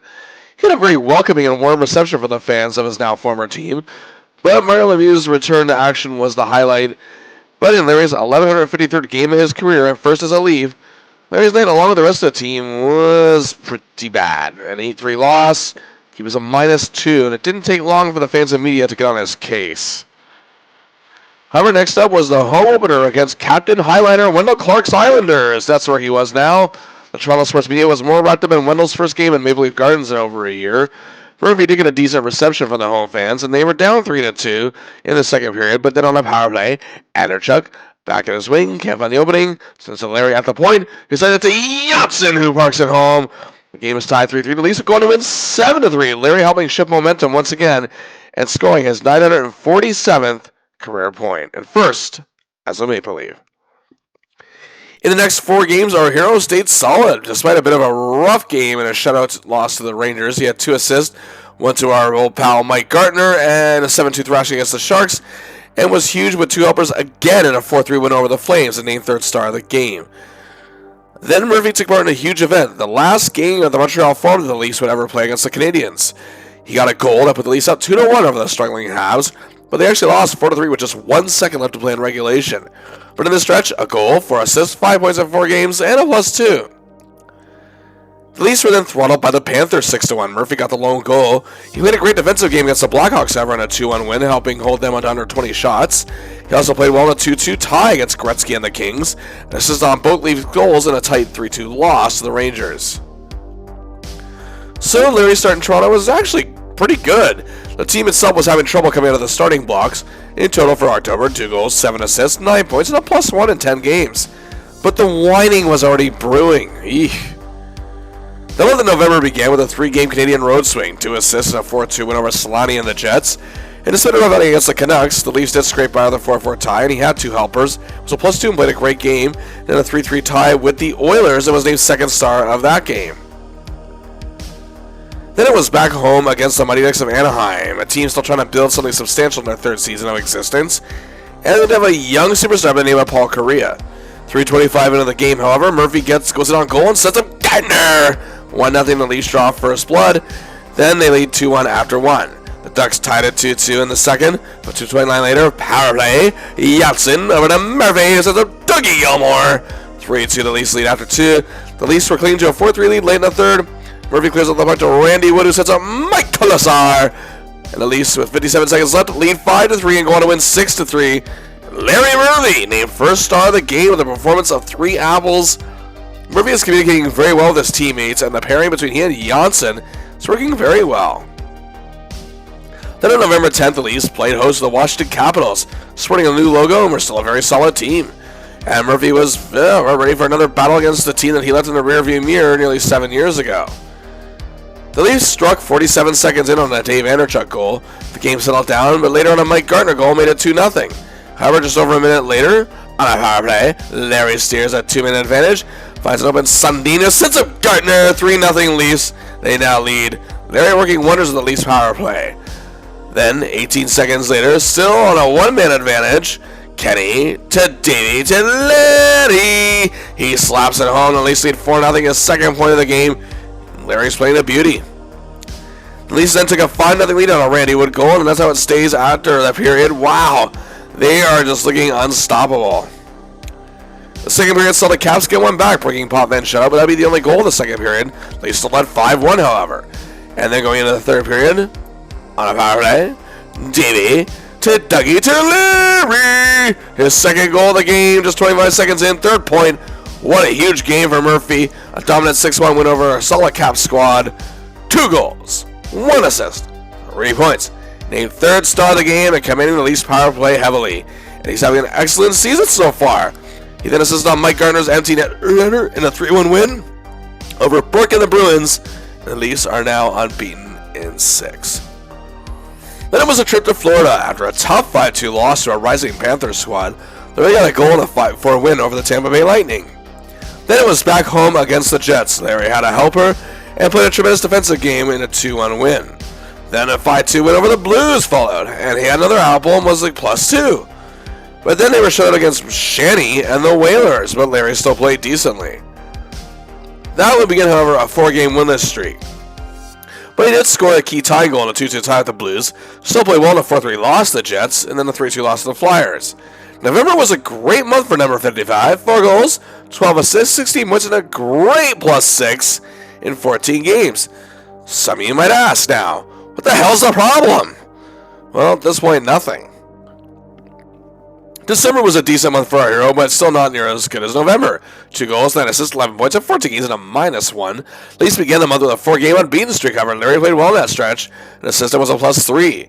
And he was especially played well in a win over the Devils with a great all-around game. He assisted on a lone goal against Joe Sakic and the Colorado Avalanche, Sans Nordiques, who now had Patrick Waugh in net in a 5-1 loss. But then they'd sweep a trip to California. First, a 4-1 win over the they suck again Sharks, where Larry was amazing. A goal, 2 helpers, 3 points. A tremendous defensive effort, named second star of the game. Very next game against the Kings, he had 2 helpers and a 6-3 win. Then continued to play well in a thrilling overtime win over the Mighty Ducks. Then it was a home-and-home against the Blackhawks. An assist in a 4-2 loss at home. On the road, his clutch heroics came into play, scoring the game-tying goal with 50 seconds left to get the 3-3 tie. Then after an assist and a 6-1 win over a pathetic-looking Oilers squad, our hero and his boys in blue hit the road, and it was bad. He played bad in back-to-back losses to Calgary and Colorado, but bounced back against the Blues with an assist and an overtime win. And going into the New Year's, the Leafs did have a good 19-13-6 record. After a win, a tie, and a loss with Dallas, Boston, and Buffalo respectively, where Larry played pretty well, he had a pair of excellent games, 2 assists and a 5-2 win over the powerful Avalanche, then 2 more assists, including on Dave Anderchuk's game winner against the Kings in a 5-4 victory. Then came the backlash. The Leafs then lost 3 straight. Murphy had a helper and was a -1 in that stretch, but by no means awful, and he did make a couple bad and even costly plays a couple times, but you'd think he started World War IX. Toronto sports hosts on stations like the Fan 590 or newspaper columnists were constantly on his case. But the crazy thing is, he was far from the worst player in those games. Now, did he play great? No. But did anyone else who was a big star on this team? Also no. Hard no, but the NHL All-Star break was coming up, and Gary Suter, who was supposed to play, he got injured. So that meant the spot was open, and Larry Murphy was given that slot and able to play in his second All-Star game. Now, I gotta say, as good an opportunity as this is for him and as good as an accolade, it's pretty sad. That's what it took to get him here? An injury? Really? 16 seasons, it's only his second All-Star game. Yeah, like I said many times in this video series, he may not have been as good as some of his legendary peers, but he deserved a lot more considering what he has accomplished. Either way, joining him were Leafs teammates, longtime overall teammate Mike Gartner for his 7th and final All-Star appearance, Matt Sundin in his first, and goalie Felix Potvin in his second. Also, more of Larry's former teammates, such as Paul Coffey and Kevin Hatcher, joined him on this Western Conference squad. But out in the East, former Caps teammates Scott Stevens, as well as his former Pens comrades Lemieux, Yager, and Francis were present. The Western Conference, however, would lose in a thrilling 5-4 outing. Then it was back to business to end January, and business was bombing. Murphy, however, was excellent at 2-2 tie with the Hawks, and a +2 in that game after a tie with the Senators. We're now traded backup goaltender Damian Rhodes, who used to be with the Leafs, was playing and he stopped them 42 times. Yikes. Then it was losses to the powerful Russian 5 in the wings, then McInnes, Pronger, and the Blues. Murphy was sluggish in those games. January was not the best month for our hero. Just 5 helpers in 12 games and a -1, and not exactly his worst. The Leafs team as a whole was just not a very good state. To make matters worse, Larry's defensive partner Kenny Johnson had gotten hurt. The winless streak hit 9 games to begin February after back-to-back losses to the Habs and Sharks. Good grief. And granted, Murphy was not playing stellar, but he wasn't exactly playing his worst, at least at this point. Okay, well, how would we just forget the fact, above all else, this team as a whole could not get on the same page. Other defensemen were having much bigger issues than Murphy. Yushkevich was playing really bad. Pat Burns was getting burnt out, pardon the pun, and losing control of this club. And with all due respect to Doug Gilmour, he had very little control as captain, it seemed. Yes, Murphy was not good in this stretch, but that's literally it. Simply not good. Should he be delivering more considering his paycheck? I'll play devil's advocate and probably say yes. An assistant of -5, that's not good. The media, however, like shark sensing blood, went in on the veteran.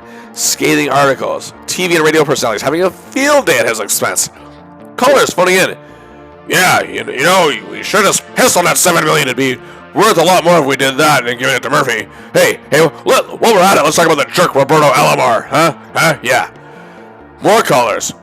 Yeah, Murphy, Mr. Giveaway. I mean, yeah, Todd Gill gives it away all the time, but we expect that from him. Yeah. And of course, hey Bobcat, how about them Jays, huh? Anyway, Larry Murphy. Can we hit a gong whenever he touches the puck? Yeah, that'd be funny. But hey, welcome to the Leafs, good old Kingston boy, Kirk Muller. Anyway, all the Leafs' big guns had been disarmed heavily in this stretch. Gilmore was still had a very good 8 points in 9 games. It was a -3 and not playing up to his usual standards. Sundin had 5 goals, 2 assists for 7 points. Respectable, but -6. Yikes. Gardner was pretty good. 4 goals, 2 assists, 6 points, and a -1. But he still played some rough games himself. And David Henderchuk, where was the media venom on him? Yeah, there was a little bit of it, but nowhere near on Murphy.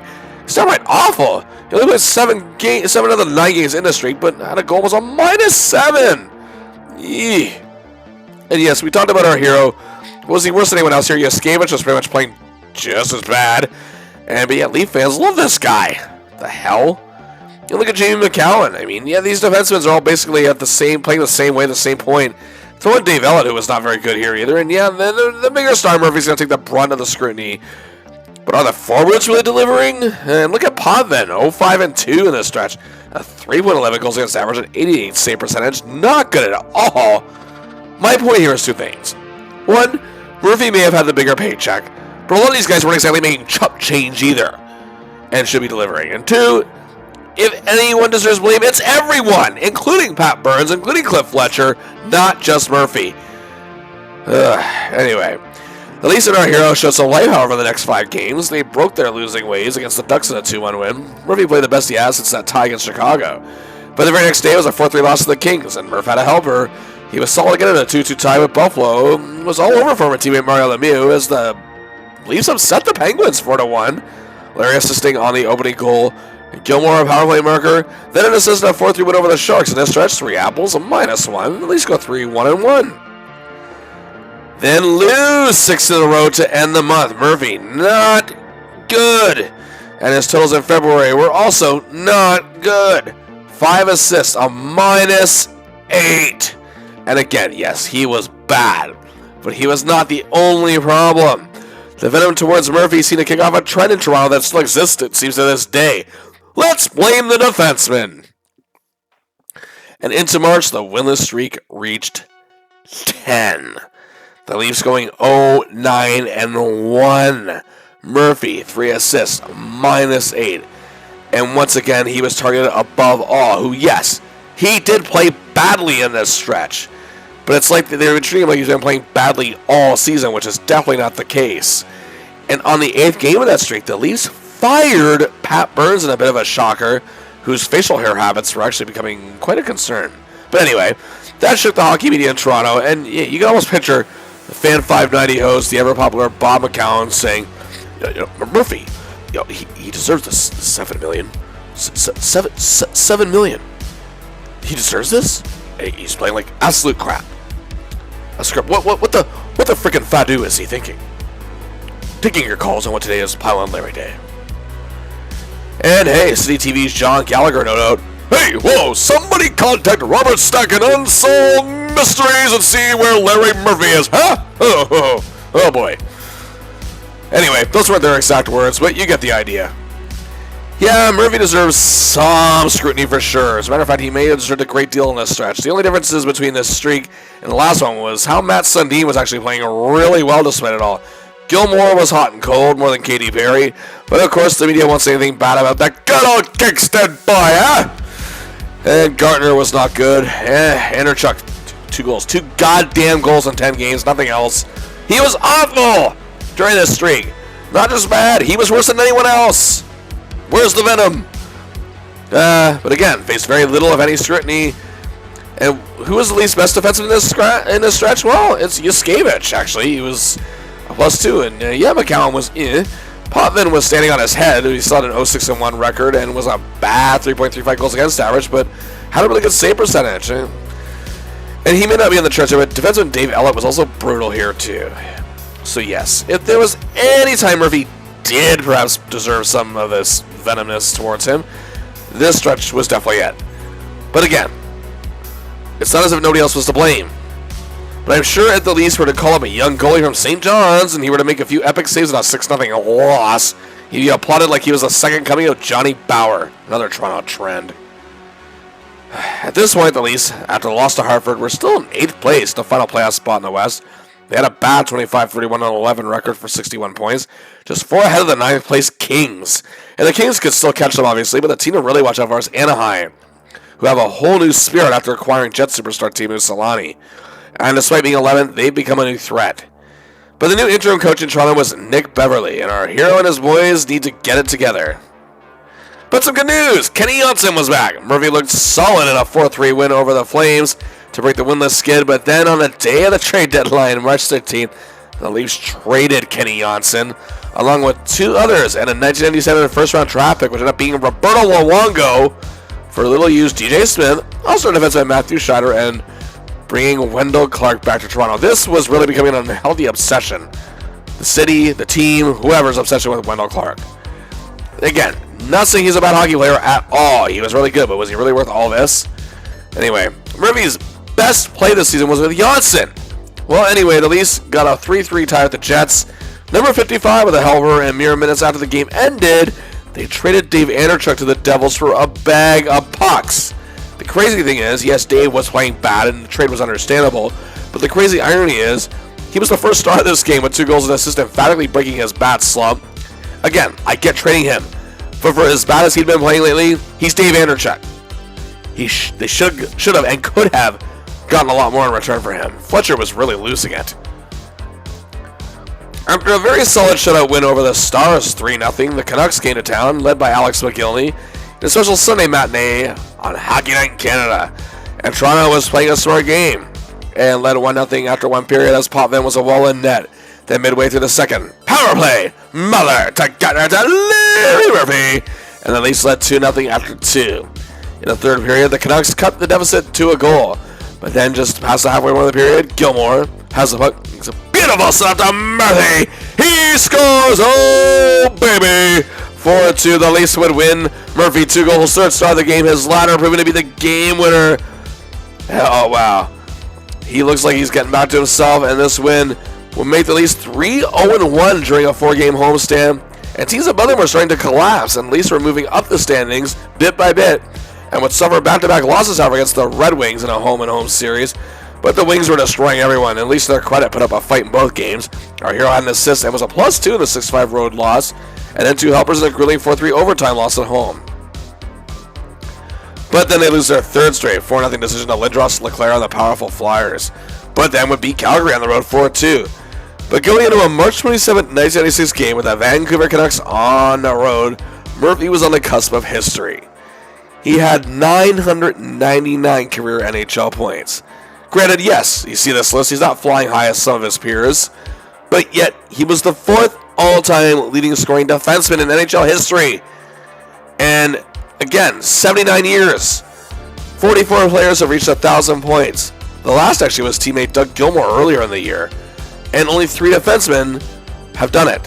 At this point, 2 men who rose to stardom in the same era as Murphy. All-time leader Paul Coffey, who is now with the Red Wings and still thriving. Ray Borg, who still having a great year in Boston and spent his whole career there. The first man to do it, however, was Denny Potvin of the Islanders, who Larry played against many times, especially when he was part of the Capitals. Despite the lack of recognition, this is huge. The Leafs were leading 1-0. Murphy began a rush out of his own zone on a power play. Gilmore got the puck, heading into the Canucks zone. He got the puck to Sundin inside the net, who centers it for Murphy. Backhand shot, he scores! Point number 1,000 for Larry Murphy, scoring on Kirk McLean of the Canucks. A journey that began in his very first game. 11:51 into his first game, as a matter of fact. On October 11, 1980, in Los Angeles, as the Kings were hosting the Red Wings, helping Charlie Simmer assist on a Dave Taylor goal scored on Gilles Gilbert, culminates on March 27, 1996 in Vancouver as part of the Leafs, and gets a goal to do it, assisted by Matt Sundin and Doug Gilmore. Despite this zany year, this was a big moment. Larry also had an assist on a Wendell Clark goal in the Leafs' eventual 6-2 win that night. The Leafs won all 3 games in the Western Canada road trip, completing it by beating the Oilers 4-3. Murphy was great again and was a +2. Upon returning home, Murphy was honored in a pregame ceremony, and hey, the Leaf fans, to their credit, at least showed respect for it. He would score a goal that night in a 5-2 loss against Chicago. He played pretty good, but was still booed later on. Despite Yuskevich and McCallum being awful and Schneider not being much better in that outing. But regardless, the Leafs and our hero finished strong. A huge home-and-home sweep over the Blues. Murphy assisting on Gartner's game winner in the 3-1 win on the road. Then in a 5-1 win at home, 2 assists, 2 goals on minor league call-up, Brandon Convery. And these were huge because this put the Leafs in 4th place in the Western Conference just ahead of the Blues, who now slipped to 5th. After another loss to the Hawks, Murphy had an assist in a 6-3 win over the Oilers to end the season. The Leafs went 9-6-2 under new head coach Nick Beverly after Burns' dismissal. Murphy in that stretch of 17 games, 4 goals, 10 assists, 14 points, and a +4. He's back to himself. And in the nick of time, the Leafs finished the season 34-36-12 for 80 points. Not by any means great, but considering where they were initially, it's pretty damn good. And good enough for 4th place, as the Western Conference was very chaotic this time of year. But now, here we are. Once again, it's playoff time. And indeed, awaiting the Leafs in the opening round is the 5th place St. Louis Blues, who finished the year 32-34-16. Also, like the Leafs had 80 points, but the Leafs had more wins, giving them the higher spot. That home-and-home sweep was huge at the end of the season, as indeed the Leafs won the season series, dominating the Blues with a 4-1-1 record in 6 games. The Blues' power play is not all that good. The penalty kill, however, is really good.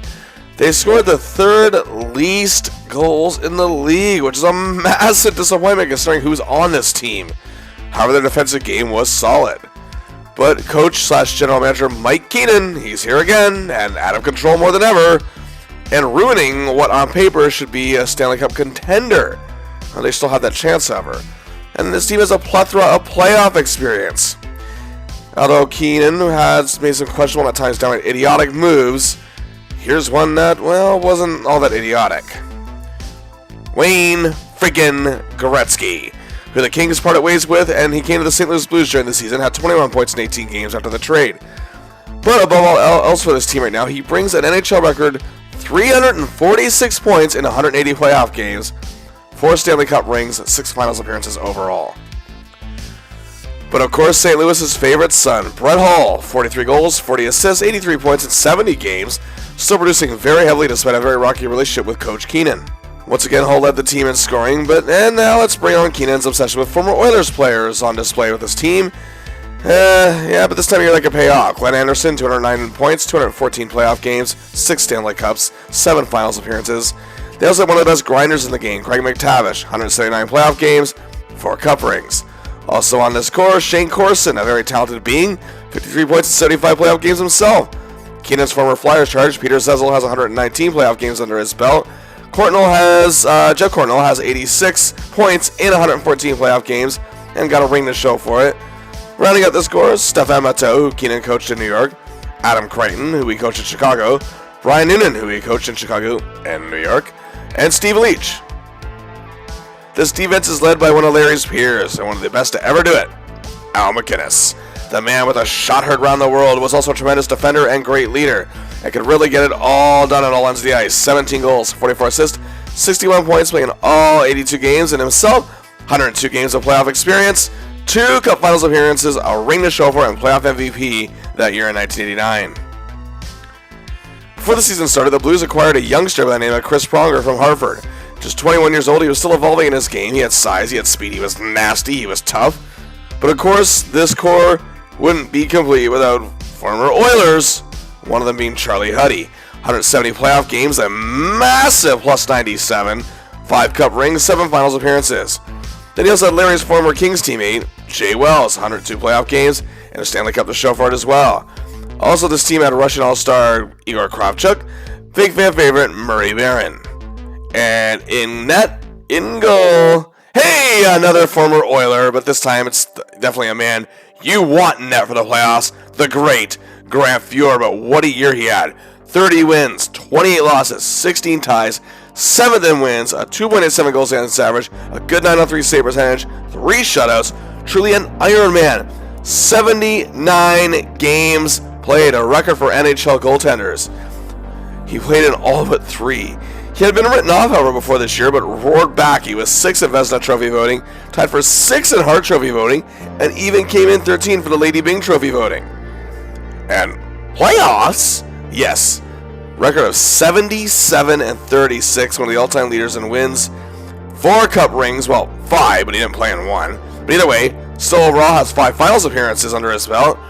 And the last time Murphy actually faced Gretzky or Fear was the major upset in 1982, as the Kings beat the Oilers. Of course, that was the famous miracle in Manchester as well. And against Mike Keenan, again, Murphy's former junior coach and Canada Cup coach twice.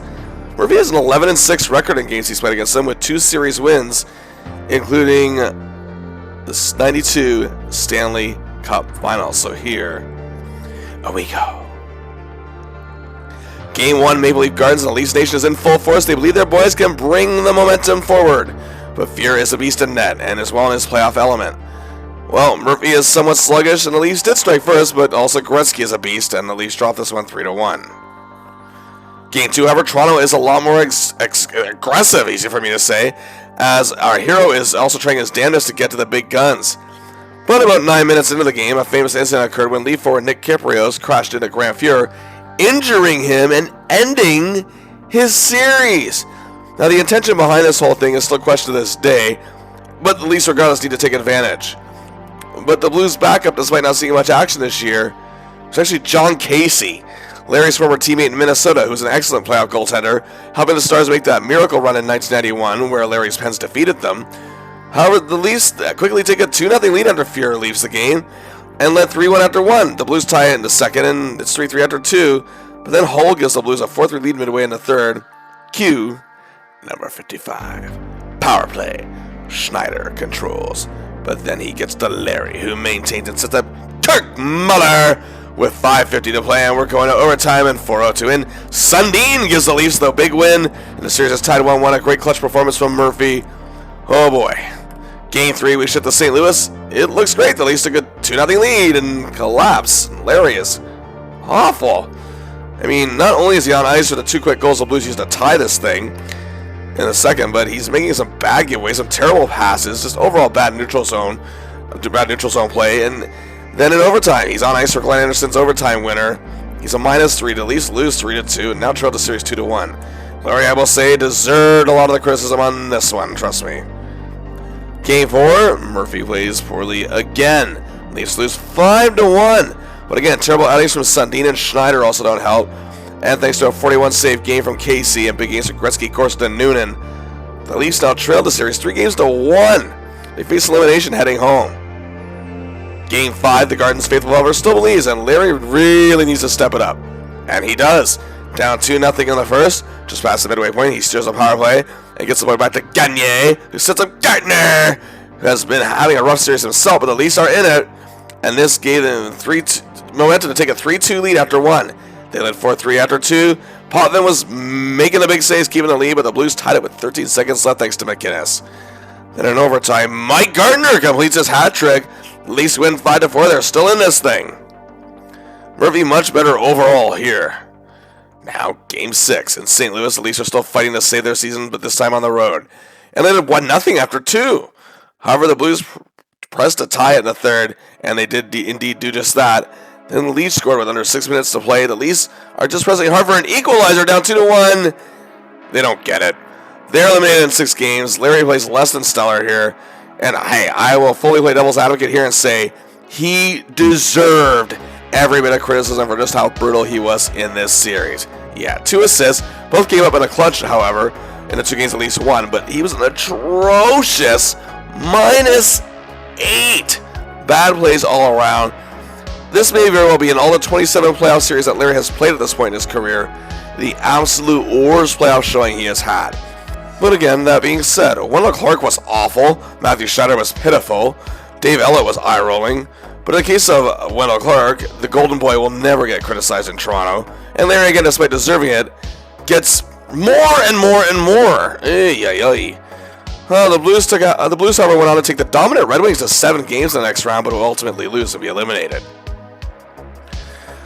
Back to Larry's tumultuous season, regular season. He still produced on an offensive level. 12 goals, 49 assists for 61 points and played in all 82 games. And Dean Murphy did click with all the top Leafs superstar forwards, as this graphic shows. Doug Gilmour set him up 5 times with the 12 goals that he scored, nearly half. And together the two teamed up for 17 goals. And hey, wow, we're reunited and it feels so good. Murphy and Gardner hadn't played a game together since March 4th, 1990 until this season. And it's like they just picked right up where they left off. Unbelievable chemistry together 5 years later. Larry sets Gardner up with 16 of Gardner's 35 goals that year, just under half. And on assists, he collaborated with Matt Sundin 7 times, and they produced 14 goals together. Murphy worked well with Dave Andreychuk before the trade on the power play and before the slumps hit, but of course the slumps didn't help matters. He worked extremely well with Kenny Johnston on the blue line, but after Kenny was traded, it seemed nobody knew who to put Larry with. It greatly affected his game. He was put with Schneider often after Burns' firing, and he got good results for the most part. Well, Larry Murphy for the 5th straight season and 10th time in his career finished among the top 10 among scoring defensemen. He's actually tied for 10 with 61 points with Blues All-Star Al MacInnis. And again, just a superb list of incredible talent here. Larry did boost the Leafs power play immensely, and for the 3rd time in his career finished in the top 10 in power play goals on ice for with 67, tied for 8th with Red Wings All-Star Nicholas Lidstrom, and his former Pens teammates Lemieux, Francis, and Yager were 1, 2, and 3 respectively. And hey, Murphy actually garnered a few votes for the Norris Trophy, 3 to be exact, tied for 14th in voting. And again, this is the 5th straight year Murphy has gotten votes for the Norris, and the 7th time in his career. But again, I gotta say, he is credited a lot for getting the Leafs going at the end of the season after Nick Beverley took over. Oh man, perhaps being a superstar isn't all what it's cut out to be sometimes in a big town, but Murphy, despite how bad he played in the winless streaks and the playoffs, definitely did not deserve the scapegoating as the team's biggest problem. That's how it came off. And he definitely wasn't. He was anything but. Some say Burnsy was one of those coaches who couldn't fully comprehend Murphy. I say BS on that, to be honest. He knew to pair him with Johnsson. He knew to put him on the ice with Gardner, knowing their history. I do think after Johnsson got hurt and the team was faced with terrible problems all around, they just couldn't find the right pairing for him. Murph was playing great in the first few months of the season and was excellent in the final stretch after, again, the coaching change. He was, however, a -2. Only the 4th time in 16 seasons he finished in the minus, and the first time since 1990-91, the year he split with the Stars and Penguins. But regardless, and I will die on this hill, he was still the Leafs' best all-around defenseman at this time in this year. Fight me, I don't care. Top 10 in 2 categories, improved their power play. He also reached his 1,000th career point. And despite it all, Murphy was not as angry as you think. Hell, I'm probably sounding more angry than he ever was. He had actually said in a Sportsnet interview in 2015, he was hoping better days were around the corner and kept wishing for that ambition. But are better days really coming? Well, the 1996-97 season will be Larry's 17th. He's accomplished so much in his great career, but despite everything that took place last season, he really wants to see things through with this Leafs club. But things aren't really looking bright. For one thing, Mike Gartner was traded for a bag of pucks, the Phoenix Coyotes, formerly known as the Winnipeg Jets. Yes, I know Gartner was aging, but the man was still scoring 30 goals. They could have gotten more for him. Nick Beverley returned to his director of player personnel job with the Leafs, and their new coach was Mike Murphy, who was Larry's teammate and captain in LA for his first 3 seasons. Also, Mike had been an assistant for a few seasons in Toronto and worked with a lot of these guys, and worked side by side with Pat Burns leading the conference final appearances in 93 and 94. But for Larry, the 1996 World Cup of Hockey had just passed, and he wasn't even considered for Team Canada, so the media stigma didn't seem to leave him in the offseason. Some have even suggested once Murphy's contract expires with the Leafs, he'll retire, which is not the most outlandish thing you'd ever hear. By the time it does expire, he'll be 37. But now they're trying to say he has very little left, if nothing. The ever-changing game will be a factor. The era of the high-scoring offensive defenseman is slowly going the way of the dodo, thanks to this trapped-at-puck era which keeps evolving. And the odds makers, they're not giving the Leafs much of a chance, but our hero, well, he's not going to roll over and die. The season started well enough for the Leafs on our hero on October 5th, 1996, a 4-1 win over the Korea-less Ducks at home, Murphy assisting on a Kirk Muller goal. Then the Leafs lost 5 straight. Yes, here we go. Murphy was pointless in a -5. And, coming again, those radio callers. Oh, damn, Larry Murphy! He should be put in a glue factory. Did you see Wendell out there, though? Oh, that mullet just screams gloriousness and toughness. Unfortunately for Wendell, he was pointless in a -4 in this stretch. Anyway, next caller. Why can't Larry have heart and soul like Go good old Ducky boy, the killer Kingston boy? Gilmore did have 3 assists and was a -7. Oh, damn, Murphy. What a dinosaur. I hear he's starring in the upcoming Jurassic Park sequel, huh? But hey, how about Sundin, eh? Nah, we don't hate him anymore. We got Wendell back. They're on the same team. Yay, Mats! Yay! Actually, Sundin was productive with 3 goals, but was a -4. Point being, Murphy bad. Yes. Didn't play well in this losing streak. Neither did anyone else. Matthew Schneider on defense was also pointless and a -5. However, Ellen Yuskevich actually played pretty well in this stretch. But hey, then at least win 3 in a row, and Murphy plays really well. He scores a power play marker in a 4-3 win over the Sharks. Plays a beauty in a 2-1 win over the Bruins on the road, +2 on ice for both goals. It was all over Adam Oates. Then an assist against Gartner, Roenick, and the Coyotes in a 5-2 win. Does he get any credit? Of course he does not. After a 5-2 loss to the Kings, Larry plays a beauty against the lowly Islanders on the road on Halloween. 5-3 win where he has 2 assists and a massive +4. And while the game's commentators acknowledge how well he played, that's about as far as it goes.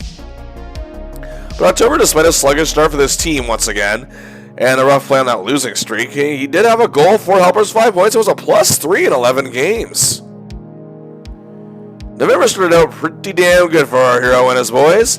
After a 6-2 shocking win over Stevie Y, Shanny, and the Red Wings, it was a win over Hull, Turgeon, and the Blues, Larry with an apple. But after a terrible 6-2 loss to Alfie, Yashi, and Deshane and the not-so-sucky Senators team, Larry then had 2 assists in a 7-3 win over Cujo and the Oilers, both apples to rookie Sergei Berezin. Then it was a 4-game road trip, and at least didn't win once. Murphy assisted on a lone goal in a 3-1 loss to powerful Philly. Still played well in a 3-2 loss to the Ducks. Assisted on a lone goal in a 4-1 loss to the Kings, and the trip ended in a 3-2 loss, the team's first trip to Phoenix. Leafs would then win just 2 of the last 6 games of the month. Murphy did have a goal and 4 helpers in that stretch, but he was a -4. It ended November with a goal, 9 assists, 10 points, and a -3 in 14 games. Leafs as a whole were looking bad. As for our hero, the right defensive pairing now just wasn't coming along as Matthew Schneider's having injury issues. In December, Murphy was doing his best to toe the team line. After playing well in a solid 2-0 shutout win over the Blues, it was a home-and-home against Gretzky, Messier, and the Rangers. First, it was a 6-5 loss. Larry a bad -3. And ineffective in a 4-0 loss to them as well, but bounced back in the 3-1 win over a struggling Blackhawks squad. Larry had a helper. Then it was back-to-back losses at home against the Devils and Coyotes. He was a -2 in each game. Hey, Bob McCown wasn't loving this. How much more money is ownership going to give him? Seriously, how in the fadu is this logical? Then, of course, City TV's John Gallagher. Hey, you know the old saying, folks, a negative plus a negative is still a negative. I think that's the Murphy family credo, huh? Hey, Birdsey, we're begging you to come back, huh? Okay, well, they didn't say that exactly, but they were thinking it, no doubt. Then a 4-game road trip. Lost to the Wings, but Murphy isn't too bad. But hey, it went over San Jose. Over Nolan and the Sharks, 6-3. Larry with an apple and a +2. But another loss to the Coyotes. Murphy a bad -2. But then a huge upset. The Leafs actually crushed the defending Stanley Cup champion Colorado Avalanche 6-2 in Denver. Murphy with a goal and a +3. Leading many rushes, putting on pressure on the Avalanche goaltender, Patrick Waugh. And then hosting his former team, the Penguins. Murphy greeted Mario Lemieux for the last time, so the two would share the ice in any fashion. Murphy actually assisted on Sundin's goal just 42 seconds in, but the Leafs would lose 6-5. Then our hero helped the Leafs end the month on a 3-game winning streak. He had 2 assists in a 3-2 win over the Blues, and also had 2 apples in a 5-4 win over the Hawks. Ending the month with an assist and an excellent 2-0 win over the Islanders. But does Murphy get any credit? No, but hey, Michael Cousineau, new goalie, gets a shutout. He's already a god. Eesh. Murphy's December overall saw him score a goal, 8 assists, 9 points, -4, 14 games, and the Leafs are 17-22-0. And crappy New Year! Yeah, the Leafs lose 7 in a row to begin January.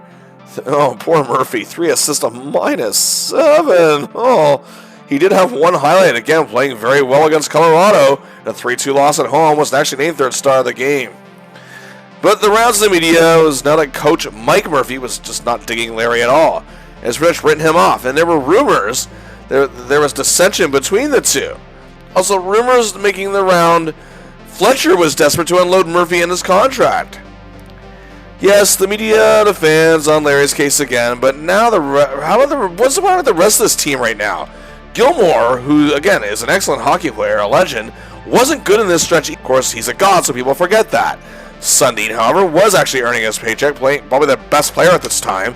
8 points in 7 games, a passable -2. Wendell Clark was injured. Yeah, shocking, I know. And Kirk Muller was god-awful. And again, I'm a huge Kirk Muller fan personally. He only played 5 games in this skid, but he was a -8. But hey, lay that Kingston boy out, huh? Anyway, Murphy, yeah, he was clearly bad. Yes, very bad. Yushkevich and Ellett were actually better in this stretch. But Muller, Gilmore, they escaped criticism. Even Jamie McGowan wasn't playing all that well. Felix Potvin, I'm sorry. He was awful. 6-0. Yeah. A 4.16 goals against average. A horrendous .873 save percentage in this era. That's really bad. Again, point being yet, Larry bad. Yes, but you'd think he was the only one. It's just getting tiring at this point. After the end of the losing streak with a win over the fledgling Flames, Murphy scored the key tying goal in a 2-1 OT win over the Hawks, and then they'd go listen 4 to end the month. But the crazy thing is, Murphy actually played well in that stretch. Lost to Dallas. He had a goal and a helper on both lead goals against the Avalanche in a 5-2 loss. They were shut out by the Blues and tied the Devils on the road, where Larry was great and he was a +2. But overall, January, a month he at least would love to forget. He had 2 goals, 4 assists, 6 points, and was a -5 in 13 games. Moving on. February didn't start much better as the winless streak hits 5 and a 2-1 loss to Ottawa. But then Larry was a driving force against the Ducks, a massive +4 on ice for all 4 markers in a 4-2 win. Then he helped the Leafs in another 4-2 win, this one over Vancouver. Then came a 6-game road trip for number 55. He played well in a 5-2 loss to the Ducks. He had an assist. But more trouble against the Kings, -2 in a 4-4 tie against Rob Blake and company. Murphy missed a 3-0 loss to Fleury and the Flames, the first game he has missed in 4 years. But he returned in a 6-5 win over the Canucks and had a goal and assist in a 6-5 loss to a revamped Oilers club. Then into Montreal to face Recchi Donfus and the struggling Habs, at least dominate them 5-1, Murphy with a helper, and a +2, giving Recchi a difficult night as a star forward was a -3. And hey, provided great protection for Potvin on this night. The Leafs went 2-3-1 in this stretch, but Murphy again played very well. And in the 5 games he played, he had a goal, 3 assists, 4 points, and an even 0.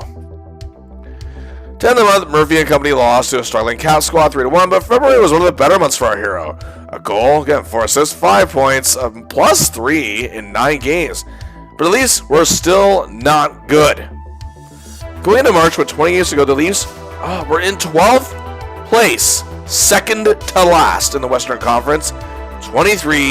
32-7 for 53 points, only 2 points up on the last place San Jose Sharks. They were 6 points back from a playoff spot, which with 20 games to go is still very much reachable. But here's the thing. Yeah, Murphy, okay, yeah, he was still getting booed whenever he touched the puck. Fans are still whining about him being the reason why the Leafs suck. But the media, however, it seemed they were finally beginning to see the other Murphy is a big problem this year. Mike Murphy, the head coach, is clueless. It's clear he is not knowing at all what he is doing and is meant to be nothing but an assistant. He couldn't get this team focused to save his life.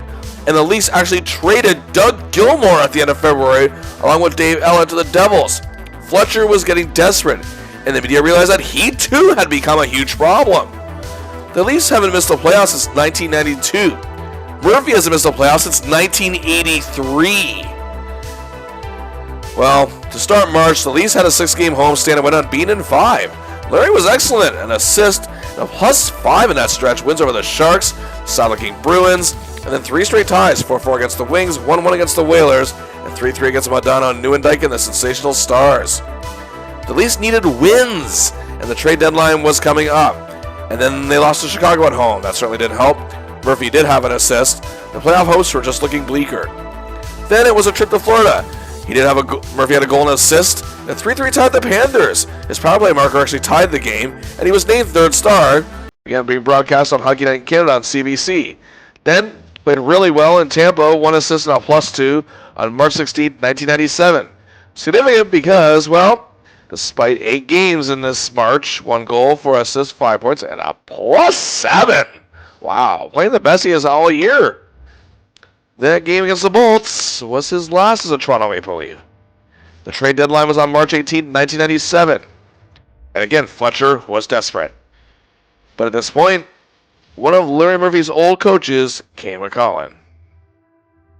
And that coach was Scotty Bowman, who also acted as general manager of the Detroit Red Wings.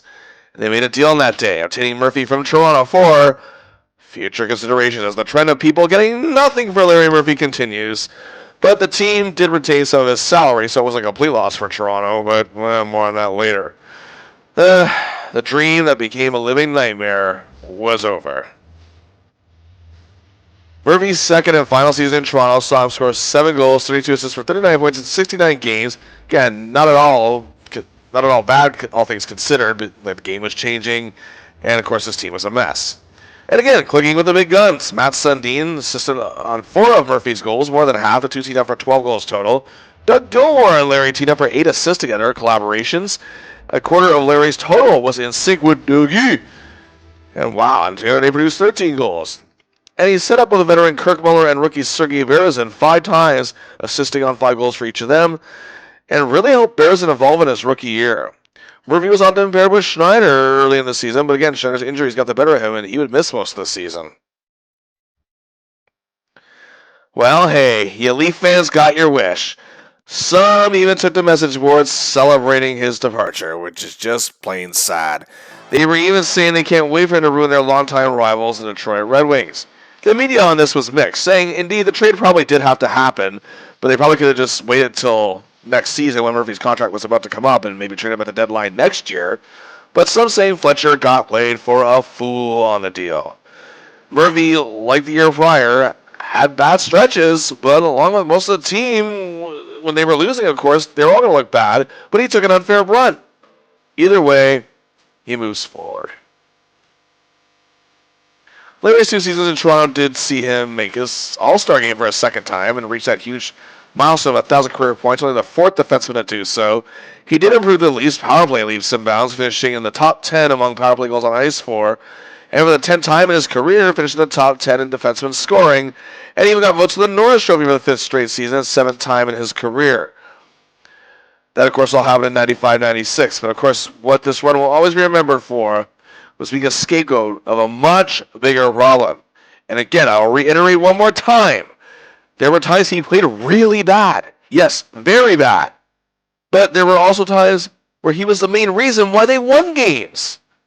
It was clear the problems in Toronto beneath the surface in 95-96 that weren't being acknowledged just couldn't be ignored anymore by the media or even some of the fans by 96-97. Larry wasn't the main problem.